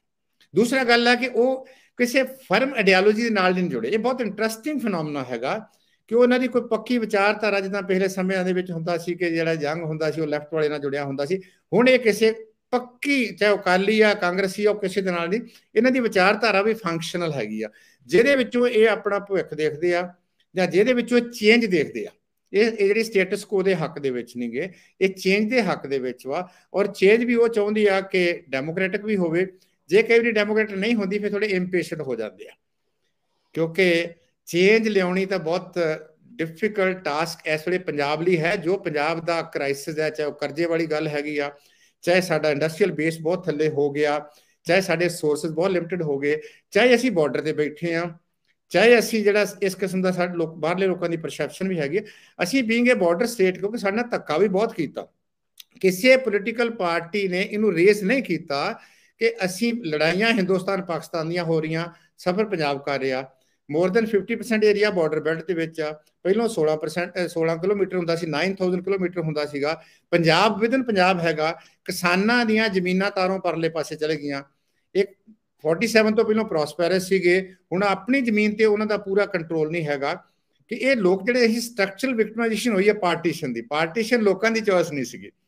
ਇਹ ਸਾਡਾ ਆਰਗੂਮੈਂਟ ਲੀਡਰਸ਼ਿਪ ਨੂੰ ਅੱਗੇ ਲੈ ਕੇ ਜਾਣਾ ਚਾਹੀਦਾ ਸੀਗਾ, ਪਰ ਅਨਫੋਰਚੂਨੇਟ ਪਾਰਟ ਹੋਇਆ ਕਿ ਜਿਹੜਾ ਫਿਊਡਲ ਮਾਈਂਡਸੈਟ ਸੀ ਲੀਡਰਸ਼ਿਪ ਦਾ ਪਿਛਲੇ 30 ਸਾਲਾਂ ਦੇ ਉੱਤੇ, ਉਹਨਾਂ ਨੇ ਯੂਥ ਨੂੰ ਵੀ ਤੇ ਲੋਕਾਂ ਨੂੰ ਵੀ ਹਰ ਪਾਸੇ ਫੇਲ ਕੀਤਾ। ਜਿਸ ਮੁਕਾਮ ਤੇ ਅਸੀਂ ਖੜੇ ਹੋਏ ਹਾਂ, ਮੈਂ ਤਾਂ ਇਹ ਕਹਿ ਰਿਹਾ ਕਿ ਉਹਨਾਂ ਦਾ ਵੱਡੇ ਹੱਦ ਤੱਕ ਉਹ ਜ਼ਿੰਮੇਵਾਰ ਹੈ, ਕਿਉਂਕਿ ਉਹਨਾਂ ਦੀ ਜ਼ਿੰਮੇਵਾਰੀ ਬਣਦੀ ਸੀ ਸਾਨੂੰ ਇਸ ਸਿਚੁਏਸ਼ਨ ਤੋਂ ਬਾਹਰ ਕੱਢ ਕੇ ਲੈ ਕੇ ਜਾਣਾ। ਸਿੱਖੋ ਸਰ, ਤੁਸੀਂ ਲੈਫਟ ਦਾ ਉਭਾਰ ਵੀ ਪੰਜਾਬ 'ਚ ਵੇਖਿਆ ਹੋਏਗਾ, ਪੜ੍ਹਿਆ ਹੋਏਗਾ। ਉਹਦੇ ਤੇ ਤੁਸੀਂ ਆਪਣਾ ਹੋ ਸਕਦਾ ਕੰਮ ਵੀ ਕੀਤਾ ਹੋਵੇ ਸਰ। ਮਿਲੀਟੈਂਸੀ ਦੇ ਡਿਊਰਿੰਗ ਤੁਹਾਡਾ ਕੰਮ ਅਸੀਂ ਦੇਖਿਆ ਵੀ ਹੈ ਸਰ। ਜਿਹੜਾ ਅੱਜ ਨੌਜਵਾਨੀ ਦਾ ਵਿਵਹਾਰ ਤੁਸੀਂ ਦੱਸਿਆ ਹੈ ਕਿ ਇਹ ਇੰਨੀ ਨਿਰਾਸ਼ਤਾ ਆ, ਬੜੀ ਅਨਫੋਰਚੂਨੇਟ ਹੈ, ਕੀ ਇਹ ਤਸਵੀਰ ਪਿਛਲੇ ਸਮਿਆਂ 'ਚ ਵੀ ਸੀ 1970ਵੇਂ ਦੇ ਵਿੱਚ, 80ਵੇਂ ਔਰ 90ਵੇਂ ਦੇ ਵਿੱਚ ਵੀ ਸੀਗੀ ਇੱਦਾਂ ਦੀ ਤਸਵੀਰ? ਨਹੀਂ ਜੀ, ਜਦੋਂ ਖਾਸ ਕਰਕੇ ਐਜੂਕੇਸ਼ਨ ਆਈ ਆ 60 ਦੇ ਵਿੱਚ 70 ਦਾ ਜਿਹੜਾ ਦੌਰ ਸੀ ਨਾ, ਉਹ ਨੌਜਵਾਨ ਵਿਦਿਆਰਥੀਆਂ ਦਾ ਸੀਗਾ। ਯੂਨੀਵਰਸਿਟੀ ਕਾਲਜ ਦੇ ਵਿੱਚ ਜਿਹੜੀਆਂ ਹੁੰਦੀਆਂ ਇਲੈਕਸ਼ਨਸ ਹੁੰਦੀਆਂ ਸੀਗੀਆਂ, ਪਿੰਡਾਂ ਤੋਂ ਲੋਕ ਪੜ੍ਹਨ ਵਾਸਤੇ ਸ਼ਹਿਰਾਂ ਦੇ ਵਿੱਚ ਆਏ ਸੀਗੇ। ਤੇ ਤੁਸੀਂ ਦੇਖੋ ਕਿ ਉਸ ਸਮੇਂ ਦੇ ਵਿੱਚ ਲੈਫਟ ਕਾਫੀ ਡੋਮੀਨੇਟ ਕਰਦਾ ਸੀ। ਗੁਰੂ ਨਾਨਕ ਦੇਵ ਯੂਨੀਵਰਸਿਟੀ ਦੇ ਵਿੱਚ, ਖਾਲਸਾ ਕਾਲਜ ਦੇ ਵਿੱਚ ਜਾਂ ਹੋਰ ਯੂਨੀਵਰਸਿਟੀਆਂ ਦੇ ਵਿੱਚ ਲੈਫਟ ਪ੍ਰੋਗਰੈਸਿਵ ਫੋਰਸਿਸ ਕਾਫੀ ਡੋਮੀਨੇਟ ਕਰਦੀਆਂ ਸੀਗੀਆਂ। ਇਹਨੂੰ ਸਭ ਤੋਂ ਵੱਡੀ ਮਾਰ ਵੱਜੀ ਆ ਜਿਹੜੀ ਖਾਸ ਕਰਕੇ ਜਦੋਂ ਟੈਰਰਿਜ਼ਮ ਆਇਆ। ਤੁਸੀਂ ਦੇਖੋ ਕਿ ਨਿਰੰਕਾਰੀਆਂ ਤੋਂ ਬਾਅਦ ਜੇ ਵਾਇਲੈਂਸ ਦਾ ਕੋਈ ਟਾਰਗੇਟਡ ਜਿਹੜਾ ਹੋਇਆ ਸੀਗਾ ਉਹ ਲੈਫਟ ਹੋਇਆ ਸੀਗਾ, ਕਿਉਂਕਿ ਲੈਫਟ ਨੇ ਉਸ ਬ੍ਰਾਂਡ ਦੀ ਵਾਇਲੈਂਸ ਨੂੰ ਸਭ ਤੋਂ ਪਹਿਲਾਂ ਰਜਿਸਟ ਕੀਤਾ ਸੀ। ਕਾਂਗਰਸ ਵਾਲੇ ਬਾਅਦ ਚ ਆਉਂਦੇ ਆ, ਬੀਜੇਪੀ ਵਾਲੇ ਬਾਅਦ ਚ ਆਉਂਦੇ ਆ, ਹਿੰਦੂ ਬਹੁਤ ਬਾਅਦ ਚ ਆਉਂਦੇ ਆ। ਲੈਫਟ ਨੇ ਬਹੁਤ ਉਹਦਾ ਨੁਕਸਾਨ ਹੋਇਆ। ਦੂਸਰਾ ਪਾਸਾ ਸੀ ਕਿ 1983 ਤੋਂ ਬਾਅਦ ਲੈਫਟ ਦੀ ਜਿਹੜੀ ਪਨੀਰੀ ਹੁੰਦੀ ਸੀ ਉਹ ਐਜੂਕੇਸ਼ਨ ਇੰਸਟੀਟਿਊਸ਼ਨ ਚ ਹੁੰਦੀ ਸੀਗੀ, ਉਹ ਪੜ੍ਹਿਆ ਲਿਖਿਆ ਲੋਕਾਂ ਦੇ ਵਿੱਚ ਹੁੰਦੀ ਸੀਗੀ, ਉਹ ਅਕੈਡਮੀਆਂ ਚੋਂ ਆਉਂਦਾ ਹੁੰਦਾ ਸੀਗਾ, ਉਹ ਕਾਲਜਸ ਦੇ ਵਿੱਚੋਂ ਇਵੋਲਵ ਹੁੰਦਾ ਸੀਗਾ। 1983 ਤੋਂ ਬਾਅਦ ਹਾਲਾਤ ਬਣੇ ਕਿ ਅੱਜ 40 ਸਾਲ ਹੋ ਗਏ ਆ, ਕੋਈ ਸਾਡੀ ਇੱਥੇ ਜਿਹੜੀ ਪ੍ਰੋਗਰੈਸਿਵ ਜਾਂ ਇਲੈਕਟੋਰਲ ਪੋਲਿਟਿਕਸ ਨਹੀਂ ਹੈਗੀ ਯੂਨੀਵਰਸਿਟੀਆਂ ਦੇ ਵਿੱਚ, ਕਾਲਜਸ ਦੇ ਵਿੱਚ। ਸਿਰਫ ਚੰਡੀਗੜ੍ਹ ਨੂੰ ਛੱਡ ਦਈਏ, ਚੰਡੀਗੜ੍ਹ ਤਾਂ ਸਾਰਾ ਉਹਦੇ ਵਿੱਚੋਂ ਆ ਜਾਂਦਾ, ਇਹ ਪਾਸਾ ਹੋ ਗਿਆ। ਦੂਸਰਾ ਜਿਹੜਾ 10-15 ਸਾਲ ਜਿਹੜਾ ਸਾਡਾ ਰਜੀਮ ਰਿਹਾ, ਜਿਹਦੇ ਵਿੱਚ 5-6 ਸਾਲ ਜਿਹੜਾ ਗਵਰਨਰ ਰੂਲ ਰਿਹਾ ਹੈ, ਉਹਦੇ ਨਾਲ ਸਾਡਾ ਇੰਸਟੀਟਿਊਸ਼ਨਲ ਫਰੇਮਵਰਕ ਸਾਰਾ ਡਿਮੋਲਿਸ਼ ਹੋ ਗਿਆ। ਜਿਹੜਾ ਪੀਪਲ ਇਨੀਸ਼ੀਏਟਿਵ ਹੁੰਦਾ ਸੀਗਾ, ਪਾਪੂਲਰ ਮੂਵਮੈਂਟ ਸੀਗਾ, ਕਿਉਂਕਿ ਲੋਕ ਸੈਂਡਵਿਚ ਸੀਗੇ। ਉਹ ਇੱਕ ਸਟੇਟ ਟੈਰਰਿਜ਼ਮ ਸੀਗਾ, ਇੱਕ ਨੌਨ ਸਟੇਟ ਟੈਰਰਿਜ਼ਮ ਸੀਗਾ। ਉਹਦੇ ਵਿੱਚ ਸੀਗਾ ਜੇ ਤੁਸੀਂ ਸਟੇਟ ਦੇ ਅਗੇਂਸਟ ਗੱਲ ਕਰਦੇ ਹੋ ਤੇ ਤੁਸੀਂ ਦੂਸਰਿਆਂ ਦੇ ਦੁਸ਼ਮਣ ਬਣ ਜਾਂਦੇ ਹੋ, ਜੇ ਉਹਨਾਂ ਦੇ ਖਿਲਾਫ ਕਰਦੇ ਤਾਂ ਉਹਦੇ ਵਿੱਚ ਹੁੰਦੇ। ਉਹ ਬਹੁਤ ਇੱਕ ਕਿਸਮ ਦਾ ਜਿਹੜਾ ਸੀ ਨਾ, ਉਹ ਟਾਈਮ ਕੱਢਣ ਵਾਲੀ ਗੱਲ ਸੀ। ਔਰ ਉਹਦੇ ਵਿੱਚ 700 ਮੇਰੇ ਖਿਆਲ ਨਾਲ ਲੈਫਟ ਦਾ ਜਿਹੜਾ ਚੰਗਾ ਜਿਹੜਾ ਲੀਡਰ ਸੀਗਾ, ਯੂਥ ਸੀਗੀ, ਯੰਗ ਸੀ, ਜਿਹਦੇ ਵਿੱਚੋਂ MLA ਵੀ ਸੀ, ਐਕਸ MLA ਵੀ ਸੀ, ਦੂਸਰੇ ਸੀਗੇ, ਯੂਨੀਵਰਸਿਟੀਆਂ ਦੇ ਪ੍ਰੈਜ਼ੀਡੈਂਟ ਵੀ ਸੀਗੇ, ਉਹ ਸਾਰੇ ਐਲੀਮੀਨੇਟ ਹੋ ਗਏ। ਮੁੜ ਕੇ ਪਨੀਰੀ ਵਾਲੇ ਪਾਸੇ ਆਇਆ ਕੋਈ ਨਹੀਂਗਾ, ਲੈਫਟ ਵਾਲੇ ਪਾਸੇ ਜਿਹੜਾ ਆਇਆ ਨਹੀਂਗਾ। ਲੈਫਟ ਜਿਹੜਾ ਹੈਗਾ ਪੋਲੀਟੀਕਲ ਵੀ ਵੀਕ ਹੋ ਗਈ। ਲੈਫਟ ਦਾ ਜਿਹੜਾ ਖਾਸ ਕਰਕੇ ਪੀਕ ਪੀਰੀਅਡ ਸੀਗਾ ਉਹ 70s ਦੇ ਵਿੱਚ ਹੀ, 77 ਦੇ ਵਿੱਚ ਸੀਗਾ, 80s ਵੀਗਾ, 60 ਦੇ ਵਿੱਚ ਵੀ ਹੈਗਾ ਸੀਗਾ। ਹੌਲੀ ਹੌਲੀ ਇਹ ਜਿਹੜਾ ਸੀਗਾ ਹਾਸ਼ੀਏ ਤੋਂ ਪਿਛਾਂ ਹਟਣਾ ਸ਼ੁਰੂ ਹੋ ਗਿਆ ਔਰ ਨਵੀਂ ਕਿਸਮ ਦੀ ਰਾਜਨੀਤੀ ਖਾਸ ਕਰਕੇ ਉਹਦੇ ਵਿੱਚੋਂ ਇਵੋਲਵ ਹੋਈ ਤੇ ਉਹਦੇ ਨਾਲ ਜਿਹੜਾ ਸੀਗਾ ਇਹ ਲੈਫਟ ਹੌਲੀ ਹੌਲੀ ਡਿਸਪੀਅਰ ਹੁੰਦਾ ਹਾਸ਼ੀਏ ਤੋਂ। ਪਰ ਪਿਛਲੇ ਸਮੇਂ 'ਚ ਦੇਖਿਆ ਕਿਸਾਨ ਮੂਵਮੈਂਟ ਦੇ ਵਿੱਚ ਦੁਬਾਰਾ ਰਿਵਾਈਵ ਹੋ ਰਿਹਾ, ਸਟੂਡੈਂਟ ਆਰਗੇਨਾਈਜੇਸ਼ਨ ਜਿਹੜੀਆਂ ਉਹ ਦੁਬਾਰਾ ਰਿਵਾਈਵ ਹੋ ਰਹੀਆਂ। ਇਹ ਠੀਕ ਹੈ ਕਿ ਉਹਨਾਂ ਦੀ ਡਿਵੀਜ਼ਨ ਬਹੁਤ ਜ਼ਿਆਦੀ ਆ, ਵਰਟੀਕਲ ਹੌਰੀਜ਼ੌਂਟਲ ਜਿਹੜੀ, ਕਿਉਂਕਿ ਲੈਫਟ ਦੀ ਵੀ ਲਗਾਤਾਰ ਜਿਹੜੀ ਹੁੰਦੀ ਆ ਉਹ ਡਿਵੀਜ਼ਨਸ ਹੁੰਦੀ ਰਹੀ। ਪਰ ਇਹ ਦੇਖਿਆ ਜਾਵੇ ਕਿ ਇਸ ਵੇਲੇ ਕਿਸਾਨ ਮੂਵਮੈਂਟ ਦੇ ਵਿੱਚ ਲੀਡ ਕਰਨ ਵਾਲਾ ਜਿਹੜਾ ਸੀਗਾ ਉਹ ਲੈਫਟ ਦਾ ਵੱਡਾ ਧਿਰ ਸੀਗਾ। ਪੰਜਾਬ ਯੂਨੀਵਰਸਿਟੀ ਚੰਡੀਗੜ੍ਹ ਦੇ ਵਿੱਚ ਜਾਂ ਆਪਣਾ ਜਿਹੜਾ ਪੰਜਾਬੀ ਯੂਨੀਵਰਸਿਟੀ ਪਟਿਆਲੇ ਦੇ ਵਿੱਚ ਜਾਂ ਫਿਰ ਗੁਰੂ ਨਾਨਕ ਦੇਵ ਯੂਨੀਵਰਸਿਟੀ ਦੇ ਵਿੱਚ ਨਵੇਂ ਜਿਹੜੇ ਯੂਥ ਹੈਗੀ ਆ ਉਹ ਇਵੋਲਵ ਹੋ ਰਹੀ ਆ, ਉਹਨਾਂ ਨੇ ਆਪਣੇ ਗਰੁੱਪ ਬਣਾਏ ਆ। ਪਰ ਉਹ ਇੰਨਾ ਜ਼ਿਆਦਾ ਸਪੇਸ ਨਹੀਂ ਹੈਗੀ ਜਿੰਨੀ ਸਪੇਸ ਜਿਹੜੀ ਆ ਉਹ ਪਹਿਲਾਂ ਉਹਨਾਂ ਦੇ ਕੋਲ ਹੁੰਦੀ ਸੀਗੀ। ਔਰ ਉਹ ਇੱਕ ਕਿਸਮ ਦਾ ਬ੍ਰਿਜ ਸੀਗਾ, ਕਿਉਂਕਿ ਵਿਚਾਰਧਾਰਕ ਲੜਾਈ ਸੀਗੀ, ਮੁੱਦਿਆਂ ਦੀ ਲੜਾਈ ਸੀਗੀ, ਧਰਮ ਤੋਂ ਪਰਲੇ ਪਾਸੇ ਲੜਾਈ ਸੀਗੀ। ਸਾਨੂੰ ਪਤਾ ਕਿ 80s ਦੇ ਵਿੱਚ ਅਸੀਂ ਸਟੂਡੈਂਟ ਸੀਗੇ, ਉਦੋਂ ਬੱਸ ਫੇਅਰ ਵਧਾਇਆ ਸੀ ਦਰਬਾਰਾ ਸਿੰਘ ਨੇ, ਸਾਡੇ ਪਾਸਾਂ ਦੇ ਪੈਸੇ ਵਾਪਸ ਕਰ ਲਏ ਸੀਗੇ, ਅਸੀਂ ਬੱਸ ਫੇਅਰ 43% ਕੀਤਾ ਸੀ, ਉਹਦੀ ਲੜਾਈ ਲੜੀ ਸੀਗੀ। ਕਿ ਇਹ ਆਮ ਜਨਤਾ ਦੀ ਲੜਾਈ ਹੈਗੀ ਆ, ਇਹ ਸਿਰਫ ਵਿਦਿਆਰਥੀਆਂ ਦੀ ਲੜਾਈ ਨਹੀਂ ਹੈਗੀ। ਜੇ ਵਿਦਿਆਰਥੀ ਲੀਡ, ਜਿਸ ਸਮਾਜ ਦੇ ਵਿੱਚ ਵਿਦਿਆਰਥੀ ਅਵੇਅਰ ਨਹੀਂ ਹੋਊਗਾ, ਅਨਫੋਰਚੂਨੇਟਲੀ ਪਾਰਟ ਇਹ ਹੋਇਆ ਕਿ ਫਿਰ ਮੁੜ ਕੇ ਰਿਕਰੂਟਮੈਂਟ ਵੀ ਇਦਾਂ ਦੀ ਹੋਈ, ਟੀਚਰ ਵੀ ਉਹ ਭਰਤੀ ਹੋਏ ਜਿਨ੍ਹਾਂ ਦੀ ਕਿ ਥੋੜੀ ਬਹੁਤੀ ਵੀ ਪੋਲੀਟੀਕਲ ਪਾਰਟਿਸਿਪੇਸ਼ਨ ਪੋਲੀਟੀਕਲ ਪ੍ਰੋਸੈਸ ਦੇ ਵਿੱਚ ਨਹੀਂ ਸੀਗੀ, ਤੇ ਉਹ ਡਰੇ ਹੋਏ ਭਰਤੀ ਹੋਏ। ਤੇ ਡਰਿਆ ਹੋਇਆ ਟੀਚਰ ਜਿਹੜਾ ਉਹ ਮਰੇ ਹੋਏ ਸਟੂਡੈਂਟ ਪੈਦਾ ਕਰਦਾ, ਤੇ ਜਿਹੜਾ ਮਰਿਆ ਹੋਇਆ ਸਟੂਡੈਂਟ ਹੁੰਦਾ ਤੇ ਉਹ ਫਿਰ ਗਲਿਆ ਹੋਇਆ, ਉਹਦੇ ਨਾਲ ਸਮਾਜ ਜਿਹੜਾ ਫਿਰ ਕਿਸੇ ਪਾਸੇ ਵੱਲ ਨਹੀਂ ਤੁਰਦਾ। ਸੋ ਮੇਰਾ ਕਹਿਣ ਤੋਂ ਭਾਵ ਹੈਗਾ ਕਿ ਇਹ ਸਾਰਾ ਵਰਤਾਰਾ ਵਾ, ਜਦੋਂ ਪੰਜਾਬ 'ਚ ਜੋ ਹੁਣ ਵਾਪਰ ਰਿਹਾ, ਜੋ ਹੋ ਰਿਹਾ, ਜੇ ਤੁਸੀਂ ਕਹਿੰਦੇ ਵੀ ਪਾਸ ਦੇ ਵਿੱਚ ਜਾਣ ਦੀ ਲੋੜ ਆ, ਤੇ ਇਹਨੂੰ ਸਾਰੀਆਂ ਜਿਹੜੀਆਂ ਪਰਖਾਂ ਸਾਨੂੰ ਜਿਹੜੀਆਂ ਹੈਗੀਆਂ ਉਹਨੂੰ ਫੁੱਲਣਾ ਪਊਗਾ। ਉਹਦੇ ਵਿੱਚੋਂ ਇਹ ਜਿਹੜਾ ਅਸੀਂ ਵਰਤਾਰੇ ਦਾ ਜਿਹੜਾ ਹੈਗਾ ਉਹਦੀ ਜੈਨੇਸਿਸ ਲੱਭ ਸਕਦੇ ਹਾਂ। ਜੇ ਅਸੀਂ ਲੱਭ ਲਈਏ ਤੇ ਅਸੀਂ ਉਹਦਾ ਇਲਾਜ ਵੀ ਕਰ ਸਕਦੇ ਹਾਂ। ਮੈਂ ਪੁੱਛਣਾ ਚਾਹਾਂਗੀ ਸਰ, 1984 ਆਪਰੇਸ਼ਨ ਬਲੂ ਸਟਾਰ ਤੋਂ ਬਾਅਦ ਜਿਹੜਾ ਇੱਕ ਖਾੜਕੂਵਾਦ ਦਾ ਦੌਰ ਆਇਆ, ਉਹਦੇ ਵਿੱਚੋਂ ਕੋਈ ਸਿੱਖ ਯੂਥ ਦੀ ਜਥੇਬੰਦੀ ਉਭਾਰ ਕਿਉਂ ਨਹੀਂ ਕਰ ਸਕੀ? ਉਸ ਸਮੇਂ ਦੇ ਮਾਹੌਲ 'ਚ ਕੀ ਤੁਸੀਂ ਆਬਜ਼ਰਵ ਕੀਤਾ ਕਿ ਡੈਮੋਕ੍ਰੈਟਿਕ ਢੰਗ ਦੇ ਨਾਲ ਸਕੂਲਾਂ ਕਾਲਜਾਂ ਦੇ ਵਿੱਚ ਚੋਣਾਂ ਦਾ ਮੁੱਦਾ ਤੁਸੀਂ ਬਹੁਤ ਵਧੀਆ ਉਠਾਇਆ ਜੀ, ਚੋਣਾਂ ਕਿੰਨੇ ਸਾਲਾਂ ਤੋਂ ਬੈਨ ਨੇ, ਪਲੀਜ਼ ਇਹਨੂੰ ਵੀ ਵਿੱਚ ਲੈਣਾ ਤਾਂ ਕਿ ਯੂਥ ਦੀ ਜਿਹੜੀਆਂ ਉਹ ਭਾਵਨਾਵਾਂ ਨੇ ਉਹ ਕਿਸੇ ਪਾਸੇ ਨੂੰ ਮੈਨੂੰ ਲੱਗਦਾ ਡਰੇਨ ਹੋ ਨਹੀਂ ਪਾਈਆਂ, ਕਿਸੇ ਪਾਸੇ ਨਿਕਲ ਕੇ ਸਾਹਮਣੇ ਨਹੀਂ ਆ ਪਾਈਆਂ ਸਰ। ਅਸਲ 'ਚ ਏਦਾਂ ਸੀ ਜੀ, ਲੰਮਾ ਸਮਾਂ ਜਦੋਂ ਪੰਜਾਬ 5 ਸਾਲ ਲਗਾਤਾਰ ਪ੍ਰੈਜ਼ੀਡੈਂਸ਼ੀਅਲ ਰੂਲ ਦੇ ਵਿੱਚ ਰਿਹਾ, ਪੰਜਾਬ ਡਿਸਟਰਬਡ ਏਰੀਆ ਜਿਹੜਾ ਡਿਕਲੇਅਰ ਕਰ ਦਿੱਤਾ ਗਿਆ। ਪੰਜਾਬ ਦੇ ਵਿੱਚ ਉਸ ਸਮੇਂ ਦੇ ਵਿੱਚ ਮਿਸ ਮੇਰੇ ਖਿਆਲ ਟਾਡਾ ਲੈ ਕੇ ਆਂਦਾ ਸੀਗਾ। ਵੌਇਸ ਬਿਲਕੁਲ ਸਾਇਲੈਂਟ ਸੀਗੀ ਤੇ ਵੌਇਸ ਸਾਇਲੈਂਟ ਹੋਣ ਦੇ ਨਾਲ ਤੁਸੀਂ ਬਹੁਤ ਲੰਮਾ ਸਮਾਂ ਸਾਡੀ ਮੋਬਿਲਿਟੀ ਕੋਈ ਹੈ ਹੀ ਨਹੀਂ ਸੀਗੀ। 85 ਦੇ ਇਲੈਕਸ਼ਨ ਹੋਈ, ਤੁਸੀਂ ਬਹੁਤ ਇੰਟਰਸਟਿੰਗ ਫਿਨੋਮੀਨਾ ਹੈ 84 ਦੇ ਵਿੱਚ ਕਿੰਨਾ ਵੱਡਾ ਦੁਖਾਂਤ ਵਾਪਰਿਆ। ਦਰਬਾਰ ਸਾਹਿਬ ਵਾਲਾ ਜਿਹੜਾ ਹੋਇਆ, ਰਾਇਟਸ ਹੋਏ, ਪਰ ਉਸ ਤੋਂ ਬਾਅਦ ਇੱਕ ਸਮਝੌਤਾ ਹੋਇਆ ਔਰ ਉਸ ਸਮਝੌਤੇ ਨੂੰ ਲੋਕਾਂ ਨੇ ਕਿੱਦਾਂ ਐਕਸੈਪਟ ਕੀਤਾ ਸੀ ਕਿ ਇਗਨੋਰ ਕਰਦੇ। 1985 ਦੀਆਂ ਇਲੈਕਸ਼ਨਸ ਮੈਂ ਦੇਖੀਆਂ, ਬਹੁਤ ਹੀ ਪੀਸਫੁਲ ਇਲੈਕਸ਼ਨ ਸੀਗੀਆਂ। ਪਹਿਲੀ ਵਾਰੀ ਅਕਾਲੀ ਦਲ ਨੂੰ ਕਲੀਅਰ ਕੱਟ ਮੈਜੋਰਟੀ ਮਿਲੀ ਆ। ਹੁਣ ਜਿੰਨੀਆਂ ਇਲੈਕਸ਼ਨ ਹੋ ਰਹੀਆਂ ਉਹਦੇ ਨਾਲੋਂ ਜ਼ਿਆਦਾ ਪੀਸਫੁਲ ਸੀ, ਪਰ ਉਹ ਸਮਝੌਤਾ ਲਾਗੂ ਨਹੀਂ ਹੋਇਆ। 86 ਦੇ ਵਿੱਚ ਸਮਝੌਤਾ ਨਹੀਂ ਹੋਣਾ ਸੀਗਾ ਔਰ 87 ਦੇ ਵਿੱਚ ਜਿਹੜਾ ਹੈਗਾ ਸੀਗਾ, ਜਦੋਂ ਸਰਕਾਰ ਇੱਕ ਵਾਰ ਐਂਟਰ ਕੀਤਾ ਵਾ ਇਹਨਾਂ ਦਾ, ਅਕਾਲੀ ਦਲ ਦਾ ਆਪਣੇ ਫੈਕਸ਼ਨ ਦੇ ਵਿੱਚ ਲੜਾਈ ਪੈ ਗਈ, ਵਾਪਸ ਲੈ ਲਈ। 87 ਤੋਂ ਬਾਅਦ ਹਾਲਾਤ ਬਹੁਤ ਜ਼ਿਆਦਾ ਵਿਗੜਨੇ ਸ਼ੁਰੂ ਹੋ ਜਾਂਦੇ ਆ ਜਦੋਂ ਸੋਸ਼ਲ ਰਿਫਾਰਮ ਮੂਵਮੈਂਟ ਆਉਂਦੀ ਆ ਤੇ ਮੋਸ਼ਰਮ ਗਰੋਥ ਆਫ ਜਿਹੜੀਆਂ ਮਿਲੀਟੈਂਟ ਜਾਂ ਟੈਰਰਿਸਟ ਆਰਗੇਨਾਈਜੇਸ਼ਨਸ ਹੁੰਦੀਆਂ।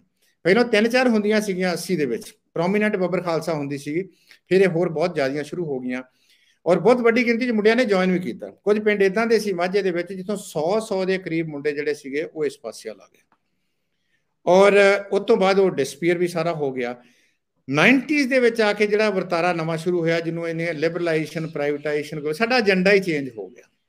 ਪਬਲਿਕ ਵੈਲਫੇਅਰ ਦੀ ਥਾਂ ਦੇ ਉੱਤੇ ਜਿਹੜਾ ਸੀਗਾ ਉਹ ਜਿਹੜਾ ਸਟੇਟ ਦੀ ਰਿਸਪੌਂਸਿਬਿਲਟੀ ਹੁੰਦੀ ਸੀ ਉਹਨੂੰ ਹਟਾ ਕੇ ਤੁਸੀਂ ਜਿਹੜਾ ਹੈਗਾ ਸੀ ਉਹ ਦੂਸਰੇ ਪਾਸੇ ਆ ਲੈ ਗਏ। ਚਾਹੇ ਐਜੂਕੇਸ਼ਨ ਵਾਲਾ ਪਾਸਾ ਸੀਗਾ, ਚਾਹੇ ਦੂਸਰਾ ਪਾਸਾ ਸੀਗਾ। 5 ਸਾਲ ਪੰਜਾਬ ਦੇ ਵਿੱਚ ਇਸੇ ਕਰਕੇ ਕੱਢ ਦਿੱਤੇ ਗਏ ਕਿ ਅਸੀਂ ਉਹ ਸਮੱਸਿਆ ਹੱਲ ਕਰਨੀ ਆ। 80s ਦੇ ਵਿੱਚ ਸਾਰਾ ਫੋਕਸ ਟੀਚਰ ਭਰਤੀ ਨਹੀਂ ਕੀਤੇ ਗਏ, ਪਰ ਸਿਕਿਉਰਿਟੀ ਫੋਰਸਿਸ ਦੀ ਗਿਣਤੀ ਬਹੁਤ ਵਧਾ ਦਿੱਤੀ ਗਈ। ਪੁਲਿਸ ਫੋਰਸ 35,000 ਸੀ, ਸ਼ਾਇਦ 84,000 ਉਸ ਸਮੇਂ ਦੇ ਵਿੱਚ ਕਰ ਦਿੱਤੀ ਗਈ। ਸਾਰਾ ਉਹਦੀ ਜਿਹੜੀ ਮਾਡਰਨਾਈਜੇਸ਼ਨ ਕੀਤੀ ਗਈ ਔਰ 90s ਦੇ ਵਿੱਚ ਆਣ ਕੇ ਸਾਰਾ ਸਟੇਟ ਨੇ ਵਿਡਰੋ ਕਰਨਾ ਸ਼ੁਰੂ ਕਰਤਾ। ਜਿਹੜੀ ਸੋਸ਼ਲ ਵੈਲਫੇਅਰ ਮੀਨਸ ਸੀਗੀ, ਚਾਹੇ ਪਬਲਿਕ ਐਜੂਕੇਸ਼ਨ ਸੀਗੀ, ਕਿਉਂਕਿ ਸਾਰੀਆਂ ਸੰਸਥਾਵਾਂ ਜਾਂ ਸਟੂਡੈਂਟ ਆਰਗੇਨਾਈਜੇਸ਼ਨਾਂ, ਸਟੂਡੈਂਟ ਮੂਵਮੈਂਟ ਹੈਗੀ ਆ ਜਾਂ ਇਹ ਪਬਲਿਕ ਜਿਹੜੇ ਇਸ਼ੂਜ਼ ਹੈਗੇ ਆ, ਇਹ ਅਸੀਂ ਪਬਲਿਕ ਇੰਸਟੀਟਿਊਸ਼ਨ ਦੇ ਵਿੱਚ ਡਿਵੈਲਪ ਕਰ ਸਕਦੇ ਹਾਂ।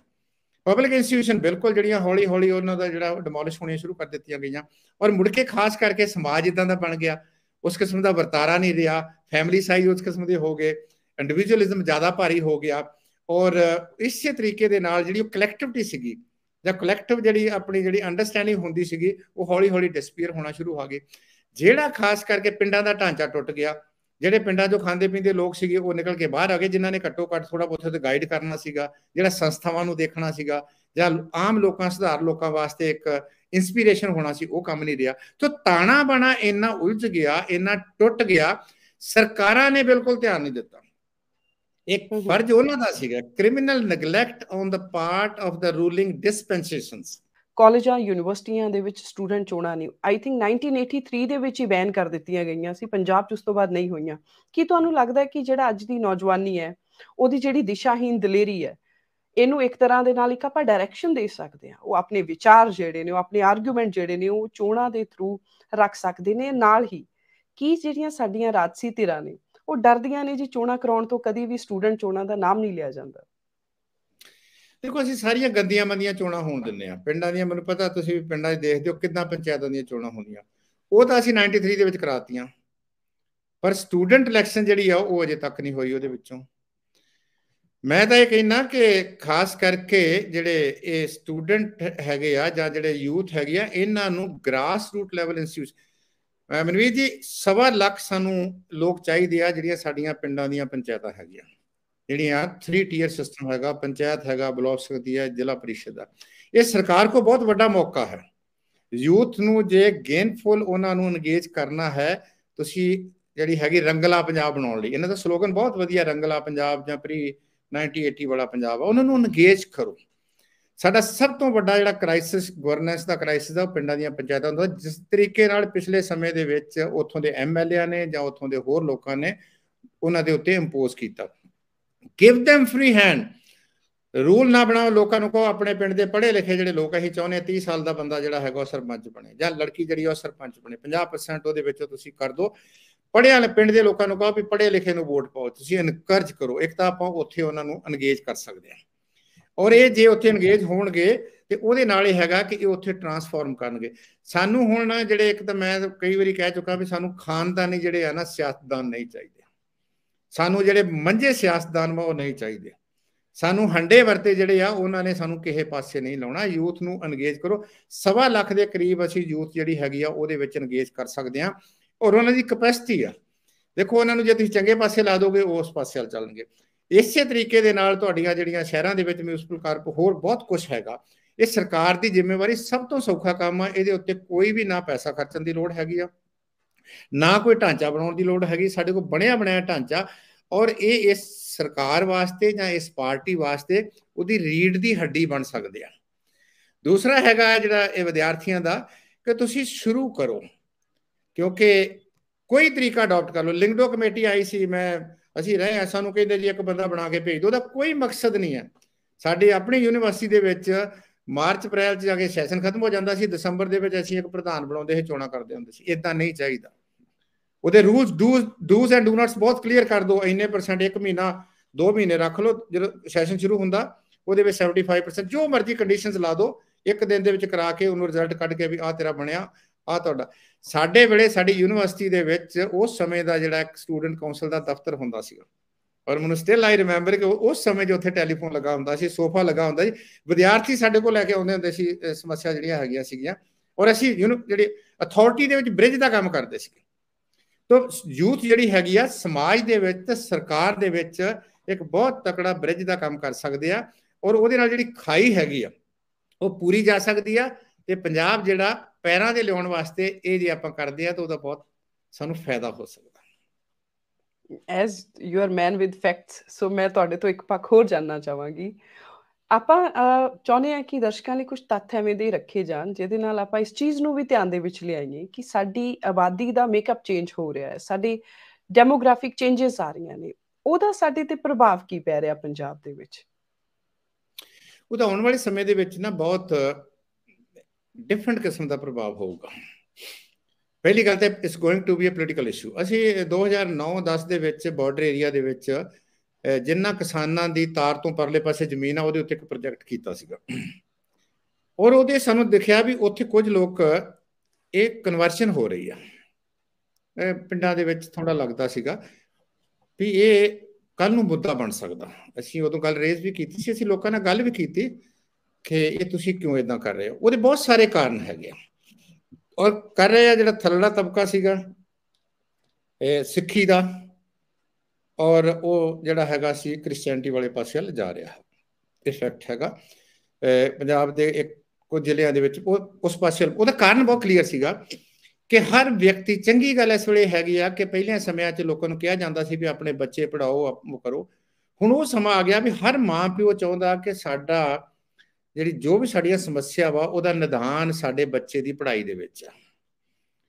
ਔਰ ਜਿਹੜੇ ਸਾਡੇ ਸਰਕਾਰੀ ਸਕੂਲਾਂ ਦਾ ਜੋ ਹਾਲ ਸੀਗਾ, ਚਲੋ ਹੁਣ ਬਣ ਗਏ ਹੋਣਗੇ ਠੀਕ ਆ, ਜਾਂ ਹੋਰ ਸੰਸਥਾਵਾਂ ਦੇ ਸਕੂਲਾਂ ਦੇ ਮੁਕਾਬਲੇ ਜਿਹੜੇ ਕ੍ਰਿਸਚੀਅਨ ਸਕੂਲ ਆ ਉਹ ਸੋਰਸ ਆਫ ਅਟਰੈਕਸ਼ਨ ਸੀਗੇ।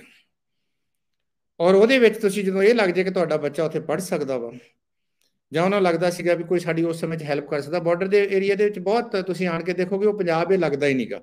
ਪਹਿਲੀ ਵਾਰੀ ਅਸੀਂ ਉੱਥੇ ਗਏ ਸੀ, ਪਾਕਿਸਤਾਨੀ ਪੰਜਾਬ 'ਚ ਗਏ ਸੀ ਬਾਰਡਰ ਦੇ ਉੱਤੇ, ਉਹ ਬਿਲਕੁਲ ਪਾਕਿਸਤਾਨੀ ਪੰਜਾਬ ਵਰਗਾ ਲੱਗਦਾ ਜੇ ਤੁਸੀਂ ਫਿਰੋਜ਼ਪੁਰ ਵਾਲੇ ਪਾਸੇ ਜਾਂ ਇੱਧਰ ਗੁਰਦਾਸਪੁਰ ਅੰਮ੍ਰਿਤਸਰ ਵਾਲੇ ਪਾਸੇ ਲਾਓਗੇ। ਹੁਣ ਚੇਂਜ ਹੋਇਆ ਥੋੜਾ ਬਹੁਤਾ ਉਹਦੇ ਵਿੱਚੋਂ। ਦੂਸਰਾ ਹੈ ਕਿ ਸਾਡੀ ਡੈਕੈਡਲ ਗਰੋਥ ਘਟ ਰਹੀ ਹੈ। ਜਿਉਂ ਜਿਉਂ ਸਮਾਜ ਅੱਗੇ ਵੱਧਦਾ, ਲੋਕੀ ਪੜ੍ਹੇ ਲਿਖੇ ਹੁੰਦੇ ਆ ਤੇ ਤਿਉਂ ਫੈਮਿਲੀ ਸਾਈਜ਼ ਜਿਹੜਾ ਘਟੀ ਜਾਂਦਾ। ਤੀਸਰਾ ਹੈ ਕਿ ਸਾਡੀ ਇਨਵੋਲੰਟਰੀ ਮਾਈਗ੍ਰੇਸ਼ਨ ਆ। ਜਿੱਦਾਂ ਫਾਰ ਐਗਜ਼ਾਮਪਲ ਕਿ ਆਮ ਤੌਰ ਤੇ ਦੇਖਿਆ ਵੀ ਹਰ ਸਾਲ ਕਈ ਹਜ਼ਾਰ ਬੱਚੇ ਜਾਂ ਉਹ ਬਾਹਰ ਤੁਰੇ ਜਾਂਦੇ ਆ। ਜਦੋਂ ਉਹ ਤੁਰਦੇ ਆ ਉਹਦੇ ਮਗਰਲੇ ਪਾਸੇ ਨਾਲ ਦੂਸਰੇ ਵੀ ਤੁਰੇ ਜਾਂਦੇ ਆ। ਪਿੰਡਾਂ ਦੇ ਪਿੰਡ ਖਾਲੀ ਹੋਣ ਰਹੇ ਆ, ਸ਼ਹਿਰਾਂ 'ਚੋਂ ਵੀ ਖਾਲੀ ਹੋ ਰਹੇ ਆ। ਤੇ ਜਿਹੜੀ ਹੁਣ ਸੈਂਸਸ ਆਊਗੀ ਕਿ ਜਿਹੜਾ ਅੱਗੇ 61 ਦੇ ਵਿੱਚ ਹੁੰਦਾ ਸੀ 62-38 ਵਾਲਾ ਸੀਗਾ, ਹੌਲੀ ਹੌਲੀ ਘਟਦਾ। ਇਹ ਮੈਨੂੰ ਲੱਗਦਾ ਕਿ ਬਹੁਤ ਡੈਲੀਕੇਟ ਜਿਹਾ ਬੈਲੈਂਸ ਰਹਿ ਜਾਣਾ। ਜਦੋਂ ਡੈਲੀਕੇਟ ਬੈਲੈਂਸ ਰਹਿ ਜਾਊਗਾ ਤੇ ਫਿਰ ਉਹਦੇ ਨਾਲ, ਮੈਂ ਨਹੀਂ ਕਹਿੰਦਾ ਉਹਦੇ ਨਾਲ ਇਨਸਿਕਿਉਰਿਟੀ ਰੀਅਲ ਹੋਊਗੀ, ਪਰ ਇਸ ਕਿਸਮ ਦਾ ਮੁੱਦਾ ਜ਼ਰੂਰ ਬਣ ਜਾਊਗਾ। ਜਿਹੜਾ ਮੁੱਦੇ ਦੀ ਸਮੱਸਿਆ ਦੀ ਗੱਲ ਆਪਾਂ ਅੱਜ ਕੱਲ੍ਹ ਫੇਸ ਕਰ ਰਹੇ ਆ, ਇਹ ਇਸ ਕਿਸਮ ਦਾ ਇਸ਼ੂ। ਕਿਉਂਕਿ ਗੱਲ ਬੜੀ ਸਿੱਧੀ ਆ ਕਿ ਇਲੈਕਟੋਰਲ ਪੋਲਿਟਿਕਸ ਦੇ ਵਿੱਚ ਵੋਟਾਂ ਨੇ ਡਿਟਰਮਿਨ ਕਰਨਾ ਵਾ, ਔਰ ਸਾਡੇ ਕੋਲ ਉਹ ਆਈਡੀਓਲੋਜੀ, ਸਾਡੇ ਕੋਲ ਸਾਰੀ ਜ਼ਮੀਨ ਜ਼ਰਖੇਜ਼ ਤਿਆਰ ਰਹਿੰਦੀ ਆ ਜਿਹੜੀ ਇਹੋ ਜਿਹੇ ਮੁੱਦੇ ਨੂੰ ਬਣਾ ਕੇ ਮੁੱਦਾ ਤੇ ਤਾਕਤ ਨੂੰ ਹਥਿਆਉਣ ਵਾਲਾ ਪਾਸਾ ਕੰਮ ਕਰਦੀ ਆ। ਸੋਸ਼ਲ ਇਸ਼ੂ ਬਣਨਾ ਇਹਦੇ ਨਾਲ, ਔਰ ਇਹਦੇ ਨਾਲ ਪੋਲੀਟੀਕਲ ਇਸ਼ੂ ਬਣੂਗਾ, ਔਰ ਇਹਦੇ ਨਾਲ ਅਨਈਜ਼ ਜਿਹੜੀ ਆ, ਕਿਉਂਕਿ ਜਿਹੜੇ ਕਾਰਨ ਹੈਗੇ ਆ, ਜਿਹੜੀਆਂ ਸੰਸਥਾਵਾਂ ਜ਼ਿੰਮੇਵਾਰ ਆ, ਉਹਨਾਂ ਕਾਰਨਾਂ ਨੂੰ ਲੱਭਣ ਦੀ ਬਜਾਏ ਉਹ ਦੂਸਰੇ ਪਾਸੇ ਕਰਨ ਲੱਗ ਪਿਆ। ਦੂਸਰਾ ਪਾਸਾ ਇਹ ਹੈਗਾ ਕਿ ਲੋਕਾਂ 'ਚ ਚੇਤਨਤਾ ਹੈਗੀ, ਉਹਨਾਂ ਨੂੰ ਪਤਾ ਕਿ ਰਿਲੀਜਨ ਚੇਂਜ ਕਰਨਾ ਜਿਹੜਾ ਉਹਨਾਂ ਦਾ ਫੰਡਾਮੈਂਟਲ ਰਾਈਟ ਹੈਗਾ। ਤੇ ਉਹਦੇ ਨਾਲ ਨਾਲ ਜਿਹੜੀਆਂ ਫੋਰਸਿਸ ਅਮਰਜ ਹੋ ਰਹੀਆਂ ਵਾ ਉਹ ਕੰਟੈਸਟ ਵੀ ਕਰਦੀਆਂ, ਕਿਉਂਕਿ ਜਿਹੜੇ ਰੂਲਿੰਗ ਧਿਰਾਂ ਹੈਗੀਆਂ, ਪਾਰਟੀਆਂ ਹੈਗੀਆਂ, ਉਹਨਾਂ ਨੂੰ ਪਤਾ ਕਿ ਇਹ ਜਿੱਥੇ ਜਿੱਥੇ ਇਹ ਪਾਪੂਲੇਸ਼ਨ ਬੈਠੀ ਆ 8-10 ਸੀਟਾਂ ਜਿਹੜੀਆਂ ਇਹਨਾਂ ਦੀ ਸਪੋਰਟ ਤੋਂ ਬਿਨਾਂ ਨਹੀਂ ਜਿੱਤੀਆਂ ਜਾਂਦੀਆਂ। ਜਿੰਨੀ ਜ਼ਿਆਦਾ ਮਿਨੋਰਟੀ ਹੋਊਗੀ, ਵੱਡੀ ਮਿਨੋਰਟੀ ਹੋਊਗੀ, ਉਨੀ ਜ਼ਿਆਦਾ ਉਹਨਾਂ 'ਚ ਵੋਟ ਇਨ ਬਲੌਕ ਦੀ ਜਿਹੜੀ ਆ ਪੋਸੀਬਿਲਿਟੀ ਜ਼ਿਆਦਾ ਹੋ ਜਾਂਦੀ ਆ। ਤੋ ਇਸ ਕਰਕੇ ਇਹਨੂੰ ਇਸ ਤਰੀਕੇ ਨਾਲ ਰਿਜ਼ੋਲਵ ਕਰ ਸਕਦੇ ਪੋਲੀਟੀਕਲ ਇਸ਼ੂ, ਜਿਹੜੇ ਖਾਸ ਕਰਕੇ ਲੋਕੀ ਕਿਉਂ ਕਨਵਰਟ ਕਰਦੇ ਆ। ਉਹਨਾਂ ਦੇ ਮੁੱਦੇ ਦੇਖੋ, ਕਿਉਂਕਿ ਰਿਜ਼ਰਵੇਸ਼ਨ ਸੀ, ਦਲਿਤ ਭਾਈਚਾਰਾ ਸੀਗਾ, ਰਿਜ਼ਰਵੇਸ਼ਨ ਜਦੋਂ ਸਰਕਾਰੀ ਨੌਕਰੀਆਂ ਮਿਲ ਗਈਆਂ ਨੇ ਖਤਮ ਹੋ ਗਈਆਂ, ਤੇ ਫਿਰ ਉਹਨਾਂ ਨੇ ਉੱਥੇ ਬੈਠਿਆਂ ਕੀ ਲੈਣਾ ਵਾ।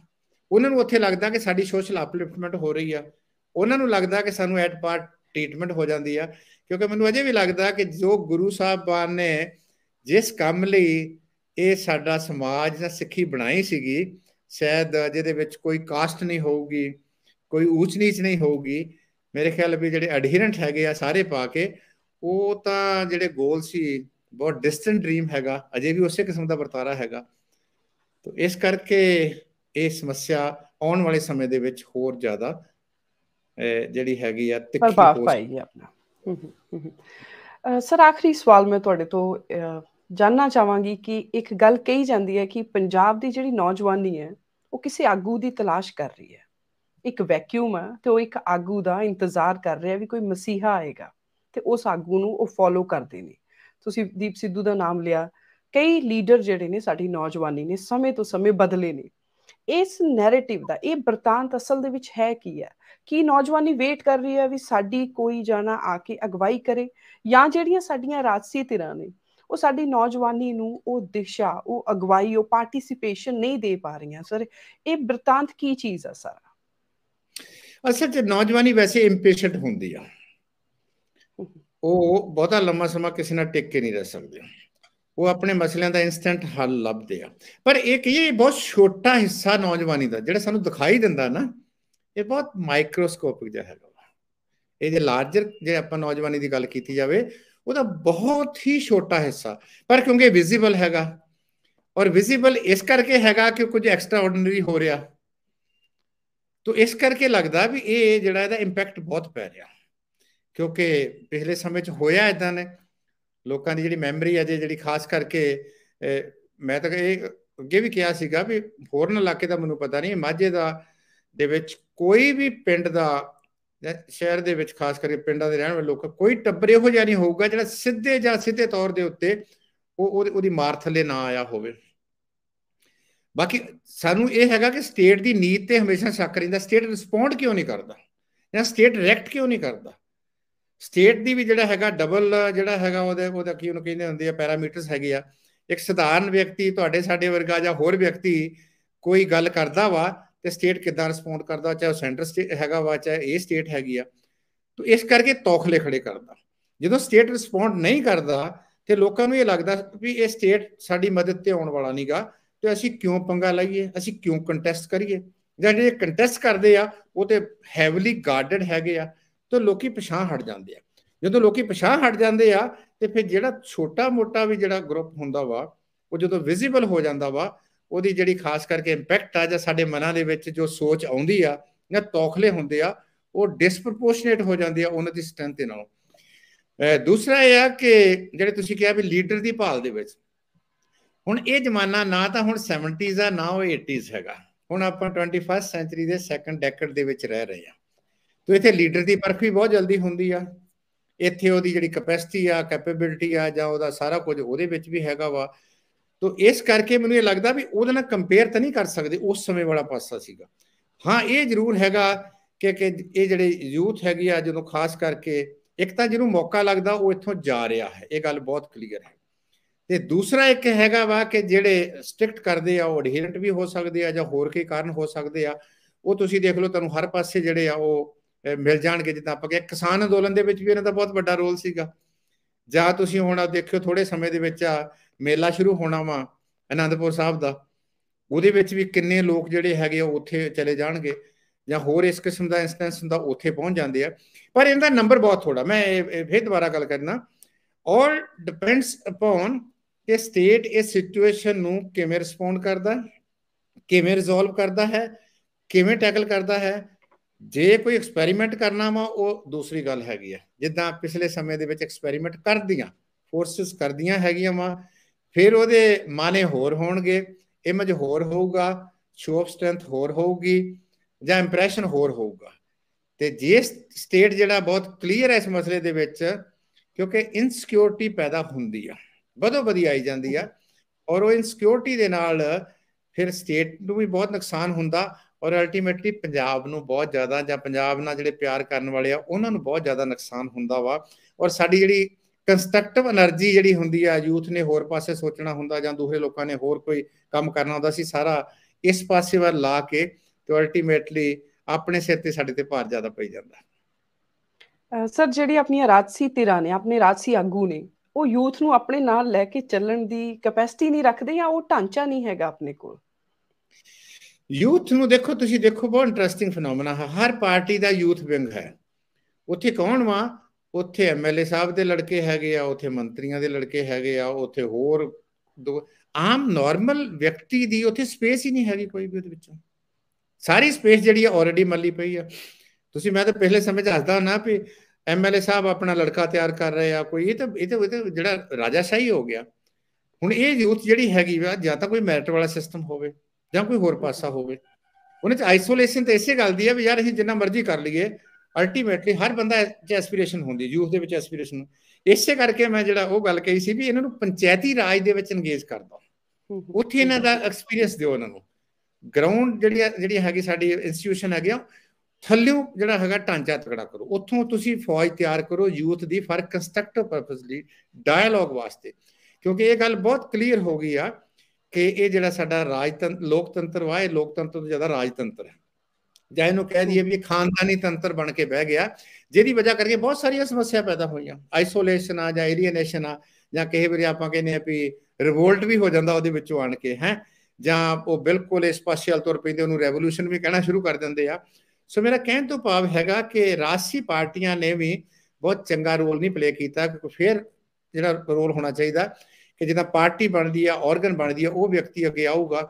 ਮੈਰਿਟ ਜਿਹੜੀ ਉਹਦਾ ਕ੍ਰਾਈਟੇਰੀਆ ਨਹੀਂ ਹੈਗਾ। ਹੋ ਸਕਦਾ ਪਿਛਲੇ ਸਮੇਂ ਦੇ ਸਬਕ ਸਿੱਖ ਕੇ ਜਾਂ ਹੁਣ ਜਿਹੜੀਆਂ ਹੁੰਦੀਆਂ ਕੰਡੀਸ਼ਨਸ ਨੂੰ ਸਾਹਮਣੇ ਰੱਖ ਕੇ ਉਹੀ ਪਾਰਟੀ ਸਰਵਾਈਵ ਕਰੂਗੀ ਜਿਹੜੀ ਪਾਰਟੀ ਇਸ ਆਪਣੇ ਖਾਨਦਾਨੀ ਸੋਚ ਤੋਂ, ਜਾਂ ਜਿਹੜੇ ਲੀਡਰ ਹੈਗੇ ਖਾਨਦਾਨੀ ਸੋਚ ਤੋਂ ਉੱਠ ਕੇ ਜਿਹੜੀ ਜਨਰਲ ਪਬਲਿਕ ਹੈਗੀ ਆ ਉਹਨੂੰ ਜਿਹੜੀ ਸਪੇਸ ਦੇ ਕੇ ਤੇ ਆਪਣੇ ਨਾਲ ਮਿਲਾਉਣਗੇ, ਤੇ ਉਹਨਾਂ ਦਾ ਹਿੱਸੇਦਾਰੀ ਜਿਹੜੀ ਹੈਗੀ ਉਹ ਸਿਸਟਮ ਦੇ ਵਿੱਚ ਜਿਹਦੇ ਵੀ ਉਹ ਬੜੇ ਹੈਗੇ, ਲਾਇਕ ਵੀ ਹੈਗੇ ਆ, ਹੱਕਦਾਰ ਵੀ ਹੈਗੇ ਆ, ਉਸ ਪਾਸੇ ਵੱਲ ਲੈ ਕੇ ਆਉਣਗੇ।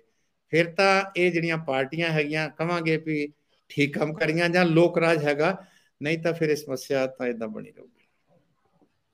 ਮੈਨੂੰ ਲੱਗਦਾ ਹੈ ਜੀ ਕਿ ਅੱਜ ਦਾ ਪ੍ਰੋਗਰਾਮ ਬਹੁਤ ਵਧੀਆ ਤੁਸੀਂ ਸਾਡੇ ਨਾਲ ਵਿਚਾਰ ਸਾਂਝੇ ਕੀਤੇ। ਸੋ ਅੱਜ ਦੇ ਪ੍ਰੋਗਰਾਮ ਨੂੰ ਆਪਾਂ ਇੱਥੇ ਵਿਰਾਮ ਦਿੰਦੇ ਹਾਂ। ਲੈਟ ਪੀਪਲ ਐਬਜ਼ੌਰਬ ਦਿਸ, ਔਰ ਲੋੜ ਪਈ ਤਾਂ ਤੁਹਾਨੂੰ ਦੁਬਾਰਾ ਬੇਨਤੀ ਕਰਾਂਗੇ ਆਪਣੇ ਨਾਲ ਸ਼ਾਮਿਲ ਹੋਣ ਦੀ। ਅੱਜ ਦਾ ਸਮਾਂ ਕੱਢਿਆ ਤੁਸੀਂ, ਤੁਹਾਡਾ ਧੰਨਵਾਦ ਸਰ। ਬਹੁਤ ਬਹੁਤ ਸ਼ੁਕਰੀਆ ਜੀ, ਥੈਂਕ ਯੂ ਵੈਰੀ ਮਚ।